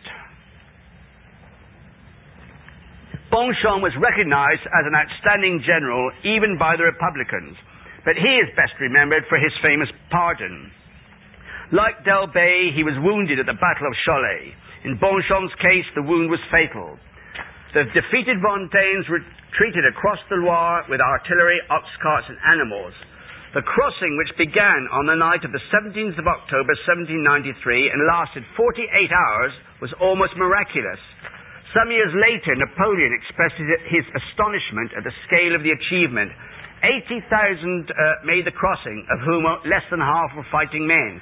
The rest were women, children, old men, and prisoners, 5,000 of them. It was evidently impossible to keep these prisoners during the retreat because, apart from anything else, there was a grave shortage of food. What was to be done with them? The answer was simple and certain. They must be shot. The Catholic soldiers were embittered by their defeat, heartbroken at the news that their beloved general was on his deathbed, and outraged at incessant Republican atrocities. There can have been hardly a single Vendain who had not lost friends, relations, or family at the hands of the brutal invaders. Furthermore, if the Blues were released, they would soon be rearmed and in the field once more. Not to shoot them would be folly. The dying Bonchon had been ferried across the Loire and taken to Saint-Florent-le-Vieil, where he spent his last hours in the house of Jean Bellion, and that this house can still be seen today. He received the news of the intended massacre of the prisoners with horror. The dying general received the last sacraments from his friend, the Abbé Courgeon, curé of La Chapelle Saint-Florent. His final words were, "I dare to put my trust in God's mercy. I have not fought for human glory. I have not succeeded in restoring the altars and the throne, but I have at least defended them. I have served my God, my king, and my country. I have known how to pardon." Bonchon died shortly before midnight on the 18th of October, 1793. The Republican generals were astonished when they found that in obedience to his orders, their men had been released. They also had the problem of prisoners who had become an encumbrance to them. 29 cartloads of wounded Catholic soldiers. They solved the problem by throwing them all, while still alive, into a reservoir at Viziers. The Abbey Church of Saint-Florent contains the mausoleum of Bonchon, which was declared an historic monument in 1825. The reason is that it is one of the masterpieces of Pierre-Jean Davies, called David d'Angers, one of the very greatest of all French sculptors. His most celebrated work is the pediment of the Panthéon in Paris. The statue of Bonchon, in David's unmistakable classical style, depicts the dying general in his final agony, dressed in a Roman toga, demanding mercy for the prisoners. Why did this famous sculptor, a convinced Republican, decide to carve a monument to a Vendain general? The answer is that his father was one of the prisoners whose life was saved by Bonchon. Bonchon's final order had been grâce aux prisonniers, Bonchon le veut, Bonchon l'ordonne. Mercy for the prisoners. Bonchon wishes it, Bonchon orders it. And on the tomb they have the words grâce aux prisonniers. I have a little postcard of that. Oh, here it is, which I'll pass around. Oops, sorry. Right. Still going, I hope. Yeah. Yes. Now I'd like to say a few words. Go ahead. Right. I'd like to say a few words about the Catholic and Royal Army. It's more accurate to speak of Vendain armies rather than a single Vendain army. The peasants owed their first loyalty to their particular leader, to Catalino, Delbé, Charat, or Monsieur Henri. Each army was composed of men from the same locality, the same village, the same family. Every parish had its own banner, usually a processional banner depicting our Lord, Our Lady, or some local saint. Attempts to adopt a uniform, even for a local army, were never very successful. Even the generals tended towards idiosyncrasy. The distinctive signs of the Catholic soldier, with a long rosary which hung around his neck, the Sacred Heart badge pinned upon his coat, and the white cockade attached to his hat. The Catholics were referred to as the Whites, in contrast to the Republican Blues. The great advantage possessed by the Catholic army was its knowledge of the countryside. Their marksmen hid behind hedges, in ditches, in sunken roads, on banks. These marksmen were expert shots as a result of years' experience in hunting. They did not fire volleys in the traditional military style. Each man waited for a target and took individual aim. Almost every shot that was fired found its mark. Blues by the dozen would fall without even knowing where the balls that killed them came from. When reproached for his defeat at the Battle of Torfu, the Republican General Kleber replied, "It is easy for you to talk, but those devils in sabots, that's clogs, those devils in sabots fight as well as we do and shoot better." When the Blues counterattacked, the Whites might disappear into the countryside, to appear again a few miles down the road. They would eventually attack, crying, "Vive la religion, vive le roi," and a ferocious hand-to-hand combat would ensue. In pitched battles, they would employ the tactic known as le grand choc, the great shock or charge. Instead of advancing upon the enemy in disciplined ranks, they would break ranks and fling themselves upon the enemy, screaming out their battle cry of "Romba, Romba." It is hardly surprising that the Republicans sometimes fled without resistance at what seemed to be a vast tide of steel sweeping towards them. Battles in which this tactic was employed were referred to by the Vendéens as shock, the most famous being the Grand Choc of Chaumières on the 11th of April, 1793. The great weakness of the Catholic army was its lack of discipline, its tendency to drift back home after a victory. The Catholic and Royal Army sometimes numbered as many as 80,000 men, but within 2 or 3 days of a victory, the vast majority might have returned home. The soldiers had farms to manage and families to feed. They felt obliged to hurry back to them after a successful battle.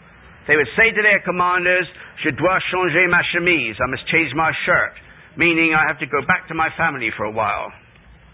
It would be confusing to go through the long list of battles, some of which the Vendéens won and some of which they lost. But mention must be made of the attempt to capture the key city of Nantes, which they could have taken easily earlier in the campaign.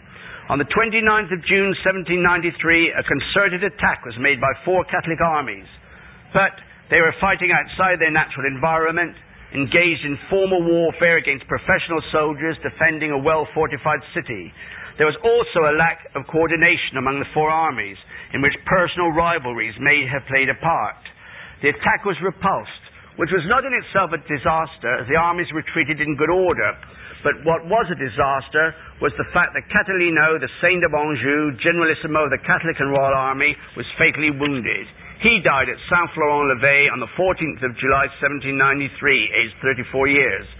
The loss of the leader, who had done more than any other individual to build up what had become known as the Army of the Sacred Heart, had a devastating effect upon the morale of his followers. The elite troops of the Republican Army were an invincible force of 20,000 battle-hardened veterans known as the Mayence. They were all professional soldiers who had previously fought in the French Royal Army. They had captured the electorate of Mainz, or Mayence in Germany, during the campaign of 1792, and had won well-deserved glory in defending it against the Prussian army in July 1793. Although eventually obliged to capitulate, these tough soldiers had been granted the honours of war by the Prussians and were repatriated on condition that they did not fight in the line again for 1 year.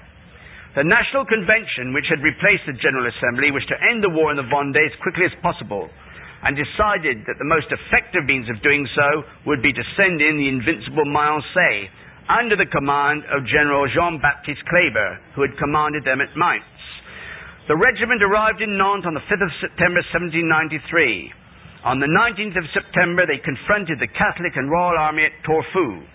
Kleber left half his men in reserve and attacked the town with 2 battalions. It was defended by the Pédres of Charette. The Pédres were peasants who came from the district called the Pays de Retz, and they're very, very proud of coming from that area. They consider themselves superior not just to the people of the Vendée, but to everyone in France. And they were referred to as the Pédres. The Pedre repulsed the Blues with devastatingly accurate fire from windows, doorways, rooftops, and breaches in the walls. Kleber sent in reinforcements supported by artillery. The town was soon in flames, but the Pedre retreated in good order and continued to decimate the ranks of the Blues from behind every form of natural cover, trees, hedges, banks, and innumerable gorse bushes. Kleber refused to be withstood. He called in more reserves, and in the standard military formation of the period, the entire Mayence army advanced in disciplined waves with fixed bayonets, singing the Marseillaise in step to the beating of their drums, and led by their brave general. It must have been a magnificent sight, rather like when you see Pickett's charge in Gettysburg. They got the heading lines of the drums beating. The result was irresistible. Despite their habitual bravery, the Pedre broke and fled. Mounted on his horse, waving his plumed hat, Charette did all in his power to rally them, but the rout was complete. The Pedre had no thought in mind beyond reaching the bridge over the river Sèvre. But when they did so, they encountered a force which terrified them far more than the Mayence. They met their wives. The women were praying at a calvary near the bridge. All through the Vendée today you see these calvaries, these large stone crucifixes. The women were praying at a calvary near the bridge when their fleeing menfolk appeared. They were outraged by what they considered to be their cowardice, not knowing that for hours their husbands had withstood the finest troops in the French army, who vastly outnumbered them. The women blocked the path of the fugitives, then flung themselves upon the men, attacking them verbally and physically. The men were accused of being shameless, of not being men at all. They were stoned, struck with sticks, and their weapons torn from their hands. If the men were not concerned with the honour of the Pays de Retz, the women were. They would go and fight in place of their men. The Pedre had no choice. As one man they turned and made for Torfou. Kleber had imagined that he only had Charette to deal with, but when the Pedre fled, the battle seemed to be over. Then, to his dismay, the army of Anjou, the Angevins, led by Bonchamp, arrived. It was the Grand Choc to end all Grand Chocs. Although wounded, Bonchamp insisted upon leaving his stretcher to fight with his men. Now that dirty scoundrel Bonchamp has arrived, snarled Kleber, we are completely... his comment was unprintable, but he meant things are difficult for us. So as he said, now that dirty scoundrel Bonchamp has arrived, we are completely... beep! Right. Delbé also led his troops into the attack, as did the Marquis de Lescure. Charette and the Pedres returned. Kleber's army was engulfed in a tide of Vendains. Kleber made heroic efforts to rally his men, waving his tricolour beplumed hat in the manner of Charette. One historian of the war remarked, each hero was worthy of the other, but his efforts were fruitless. The Mayence, who had retreated before no army in Europe, were forced to leave the field. Some accounts claim that they fled in panic, throwing away their weapons. Others, that they retreated in good order, kneeling and firing volleys every 30 paces. The amount of booty taken by the Vendains was enormous. Cannon, mortars, ammunition wagons, Republican money. But where the Vendains were concerned, only one thing mattered. The invincible Mayence had been routed, and they had routed them. François-Joseph Westermann, known as the Butcher of the Vendée, like Kleber, was also a native of the Alsace. He came from a noble and very Catholic family, but became a ferocious revolutionary and a disciple of Danton. Westermann won what proved to be the decisive battle of the war at Savigny on the 23rd of December 1793. The Catholics were outnumbered by 4 to 1. Time and again they attacked the Blue Battalions in heroic but hopeless charges. As many as 6,000 Catholic prisoners were massacred after the battle. Many of them were women, of whom a great number carried babies in their wombs. One wonders how anyone raised as a Catholic could have written the gloating report that Westermann sent to the Committee of Public Safety in Paris. This is what he wrote. The Vendée no longer exists. It died beneath our sabres, with its women and its children. I have buried it in the swamps and woods of Savigny. I crushed the children beneath the hooves of my horses and massacred the women. I do not have one prisoner to reproach myself with. I have exterminated them all. The roads are littered with corpses. Kleber and Marceau were not there. We took no prisoners.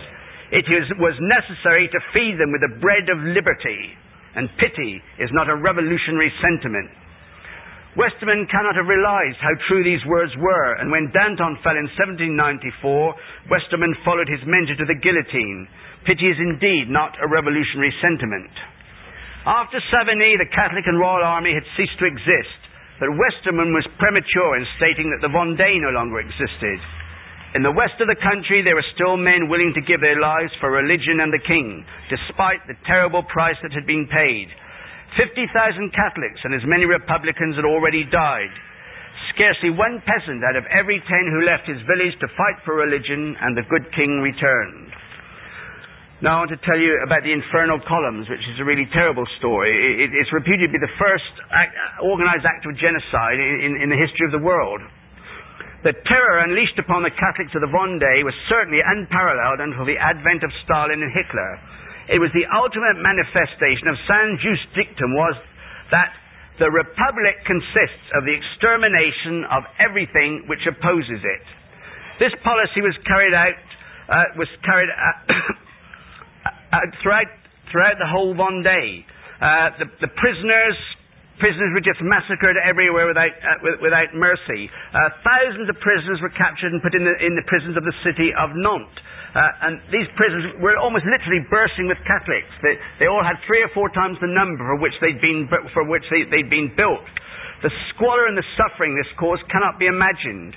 Old and young, men and women and children were all crammed together in conditions devoid of the minimum requirements of decency, sanitation, or hygiene. Epidemics caused hundreds of deaths each day. Some bodies were thrown into the River Loire. Others were left in the prison cells to decompose among the barely living. Republican doctors who visited the prison made known their horror at what they found. The Republican excuse was that the guillotine could not eliminate the enemies of liberty at a sufficiently swift and economic rate. I mentioned to you this morning about the representatives on mission who were sent throughout the country to implement the revolution, and the bestial Jean-Baptiste Carrier was appointed representative on mission at Nantes on the 23rd of September 1793. And was invested with powers which gave him carte blanche to adopt any measures that he saw fit to deal with counter-revolutionaries. The measure that he saw fit to overcome the problem of prison overcrowding was to initiate the notorious drownings of Nantes, les noyades de Nantes. Prisoners, tied together in pairs, were placed in flat-bottomed barges. Holes were drilled in the sides and boarded over until the barges reached the middle of the river, when the executioner boatmen would remove the boards and jump into boats that were alongside, from which they watched their victims drown. These drownings were at first confined to priests and carried out surreptitiously at night, beginning with 90 priests on the 19th of November 1793. But they soon took place in broad daylight and were regarded as a form of public entertainment. At least 5,000 Catholics, priests, old men, young men, women and children were tied together 2 by 2, taken out into the River Loire in boatloads and drowned. The most depraved refinement of the drownings was the so-called mariage républicain, the Republican marriage, in which a man and a woman would be stripped naked, tied together, ridiculed and then thrown into the Loire. There could hardly have been a more sadistic way to humiliate devout Catholics. The Loire was referred to by Republican humorists as the baignoire nationale, the national swimming pool, and the drownings were termed baptême patriotique, patriotic baptisms.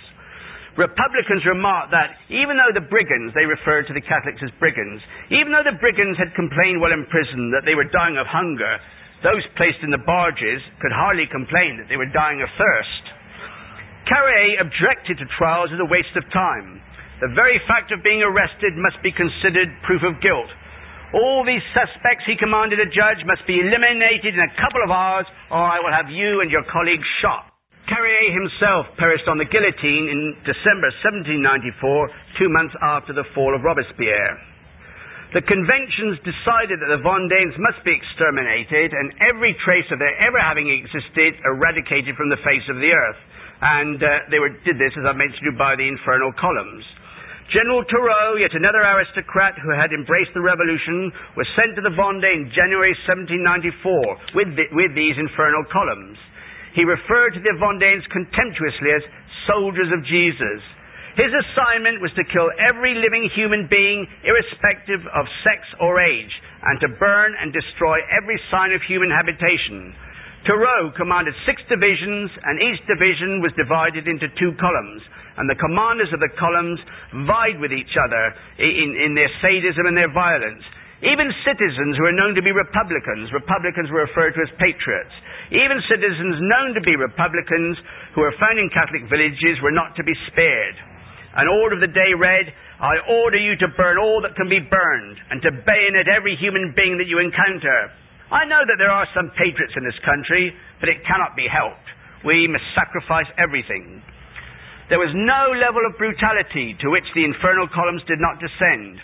Orders were given to conserve powder by killing with the saber rather than the gun. Women were raped as a matter of routine. Children were butchered and the bodies mutilated. Soldiers would tear unborn babies from the wombs of their mothers and carry them in triumph, still living on the points of their bayonets. Babies were taken from their cradles and cut in two with one blow of a saber. Women and children were thrown alive into a red-hot furnace. At Parc-sous-Birs near Mouchon, the chateau was burned to the ground, as were all the chateaux in the path of the infernal columns. 250 villagers were shot there, irrespective of age and sex. The bodies burned on a huge pyre and then thrown into a well of the chateau. At Gonard, 200 mothers, children, and old people were forced to dig a trench into which they tumbled as they were shot. At least 30 women and 2 children were still living when the trench was filled with earth. Every form of food was destroyed. Crops in the field, grain in barns, animals in their sheds. Any Catholic who escaped the columns was intended to die a lingering death from starvation. Needless to say, every church in the path of the columns was first profaned and then looted. The date of the 28th of February 1794 is particularly notorious in the history of the Revolution for the massacre of Les Luc, 2 villages, Le Grand Luc, the Big Luc, and Le Petit Luc, the Little Luc. All the inhabitants of both villages and the surrounding hamlets were systematically butchered. Hundreds fled to take refuge in the church of Le Petit Luc. Those who could not enter knelt outside praying the rosary. The 70-year-old curé, the Abbé Voineau, like a true good shepherd, interposed himself between the blues and his flock, appealing to whatever vestige of humanity might remain in these monsters. They tortured him and then murdered him in the sight of his parishioners. The blues then fired upon the church and on those outside with their cannon. The church collapsed upon the dead, the dying, and the wounded. 564 Catholics died that day, of whom 110 were children of less than 7 years of age. A true massacre of the innocents at Bethlehem in the Vendée. All the atrocities that I've described so far were perpetrated in the name of liberty, equality, and most ironic of all, fraternity. And a few weeks ago I was present with Tom and Dr. Bob in the church of Le Petit Luc, where you can go and see, and they have a list of all these people who were murdered in this massacre. You'll see families like say, Monsieur Bonchon, age 47, Madame Louise Bonchon, age 45, Denise Bonchon, age 17, Charles Bonchon, age 13, Marie Bonchon, age 9, and then you see perhaps, Robert Bonchon, 4 days old. And they're all there in plaques on the wall. I've got a photograph you can see a little later if you like to, that Dr. Bob took. The infernal columns were intended to break the spirit of the Vendéens, but they had precisely the opposite effect. Most of the leaders of the Vendéens had retreated with small groups of followers into the interior of the Vendée. Although they were no longer in a position to mount assaults on towns or cities, they were able to act very effectively as guerrillas.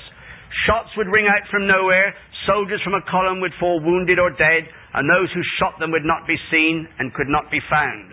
When the blues lay down to sleep at night, they did not know whether they would live to see the morning. Charette was particularly active. Success increased the numbers of his men, and an entire infernal column was routed. But there was no more talk of mercy for prisoners or the wounded. Hymns and the rosary were no longer heard. The Catholic soldiers were motivated by a cold fury and the desire for revenge. In a daring raid upon the town of Chemier, another Vendéen general, Monsieur Henry, put 600 Republican troops to flight and liberated 600 women who were on the point of being shot. The principal target of the Republicans was now Charette. General Axo was sent with 20,000 well-armed men to apprehend him. Axo promised the Committee of Public Safety that, in 6 weeks, I will send you the head of Charette or I will lose my own. On the 20th of March 1794, Haxo divided his forces into 4 columns and attacked the much smaller force of Charette. The Catholics fell upon the Blues with a terrible fury and drove them back. Haxo, a brave and skillful soldier, rallied his men and counterattacked on 6 occasions, but eventually fell wounded from his horse. He struggled to his feet, put his back to a tree, and with drawn sword and great courage, he faced the Catholics who surrounded him. Haxo was killed without mercy. Charette remarked, "How sad to have killed so brave a man," and he wept. Haxo, the pride of the Republicans, was buried where he fell. In the autumn of 1794, with a force that rarely numbered more than 700 men, Charette won a series of brilliant victories. He became known as the King of the Vendée, and the convention was furious. The tactic of the infernal columns had not achieved its objectives and was abandoned. An attempt was made at conciliation. An amnesty was offered to all who had laid down their arms, with the exception of the non-juring priests. 900 prisoners were liberated at Nantes, 83 at Saumur, and 50 at Angers and Rochefort. Republican delegates made contact with the Vendéan leaders. All that they needed to do, the Republicans said, was to recognize the Republic, and everything could be arranged. The kings of Europe have now recognized the Republic, Charette was assured, and he replied, "That may be true, but they are not Vendéans." The Republican General Hoche was given command of all the Republican forces in the Vendée. Hoche was a prudent man, and he was determined to get a lasting peace, and he was wise enough to realize that this could best be done through the non-juring priests. He explained to his officers, "As priests, their nature is naturally inclined towards peace. With a little tact, we can use them as a means of pacifying the region. Send officers and soldiers to assist their masses. When you meet the peasants, speak to them reverently of God." The Republican generals followed these orders, and some of the soldiers even went to the extent of helping the non-juring priests to repair and reopen their churches. What a paradox of history! The very soldiers who had been torturing priests and profaning tabernacles a few months before were now behaving as if they were faithful Catholics. Some even acted as sacristans. But the tactic worked. The non-juring priests continued to refuse to take the oath of loyalty to the Republic, but they no longer preached against it. The new policy of religious tolerance was not confined to the Vendée. But what must be understood here, though, was that Hoche wasn't doing this for any kind of humanitarian reason. It was simply to get peace so that his troops could be taken to fight the external enemies of France. Whether they were aware of it or not, Catholics in Paris and throughout France ordered the restoration of their right to public worship to the martyrs of the Vendée. The Catholic revival gained such momentum throughout the whole of France that by the end of 1796, the Republican General Clark lamented, "Our revolution, so far as religion is concerned, has proved a complete failure. France has become once more Roman Catholic." Simon Scarm in his book remarks that the Enlightenment cliché of a steadily secularizing France completely fails to take account of just how deeply rooted the hold of Christian belief was in very large areas of France. Of all the failures of the French Revolution, none would be so inevitable and so dismissal as the campaign of de-Christianization. Hoche had pacified the Vendée with one exception, Charette, and it was essential to eliminate him, cost what it may. Hoche's program of conciliation was proving so successful that only 1,000 men remained with Charette. "Surrender your arms," urged Hoche. "Rebuild your homes, cultivate your farms, pray to God. You will be left in peace." This was tempting advice, particularly because it was evident that Hoche meant what he said. He meant it not from any sympathy with the Vendéan cause, but because peace in the Vendée was essential for the Republican cause. The deciding factors where most of the peasants were concerned was the advice of their good priests, the non-jurors, to abandon the armed struggle. But under no circumstances was Charette willing to allow Hoche to consider him a spent force. He made a series of daring attacks upon the Blues, and to the consternation of Hoche, Charette was victorious on each occasion. Although these victories were gained in what were no more than skirmishes, it was no less galling for the Republican general. On the 4th of December, Charette made a successful attack upon a Republican camp and won his final victory. Hoche was no longer willing to negotiate with him. secure in the knowledge that his policy of conciliation had ruled out any possibility of a further popular rising, he decided to track down the King of the Vendée and eliminate him. With each day that passed, Charrette's faithful remnant dwindled to 300 and then to 200. They were hounded unceasingly by the Blues. Hoche decided that after all, he would make one more attempt to negotiate a settlement. If Charrette agreed to leave the Vendée, his life would be spared. Charrette replied, "I shall conquer or die for my God and my King. That is my resolve. It will never change." Hoche now devoted all his energies to hunting down Charrette. In his divisional orders he wrote, "Give him no rest. Use any form of deceit, but arrest Charrette." Only a pitiful remnant of his supporters now remained with the King of the Vendée. They numbered no more than a few dozen. In a skirmish on the 8th of March 1796, they lost their remaining horses. Weakened by hunger and fatigue, drenched by ceaseless rain, frozen to the marrow, thin, foul-smelling, they struggled along paths of ankle-deep mud, which made every step a painful effort. Hoche had withdrawn 4 columns of his best troops from every duty but hunting down Charrette. On the 23rd of March, Charrette and his remaining handful of followers were hemmed in by 3 of the columns, but Charrette would still not surrender. They fought throughout the day, their numbers dwindling as the Blues picked them off one by one. Charrette's faithful bodyguard, Pfeiffer, received a fatal wound. He cried out as he died, "I am Charrette." The Blues were not deceived, and the pursuit intensified. Charrette was now completely trapped in a forest. Again and again he tried to find a way out that was not guarded, but it was of no avail. The Blues came upon him at last and opened fire immediately. A musket ball lodged in his shoulder, but he continued to fight. A Blue officer slashed at him with his sword and cut 3 fingers from his left hand. "Where is Charrette?" the officer demanded. "He is here," was the reply. Charrette had been taken. He was taken to the Chateau of La Charbotterie and laid upon the kitchen table for attention to his wounds. The Catholic general was to be shot, and he must not be allowed to die before his execution. The table upon which he lay can be seen today in the kitchen of La Charbotterie, which is now part museum and part shrine to the heroes of the Vendée. And once again, Dr. Bob and Tom and I were there a few weeks ago, and we saw this table.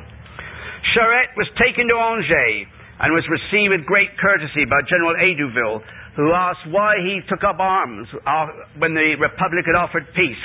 And he said because the Republic could not be trusted to keep its promises. Posters were printed announcing that Charrette had been captured. He was taken to Nantes on the 28th of March and paraded through the streets to convince the inhabitants that he really had been taken. On the same day he was condemned to be shot, and the sentence was carried out. He asked for a non-juring priest to hear his confession, but the request was refused. He was, however, promised that on his way to execution he would see a priest who was a friend.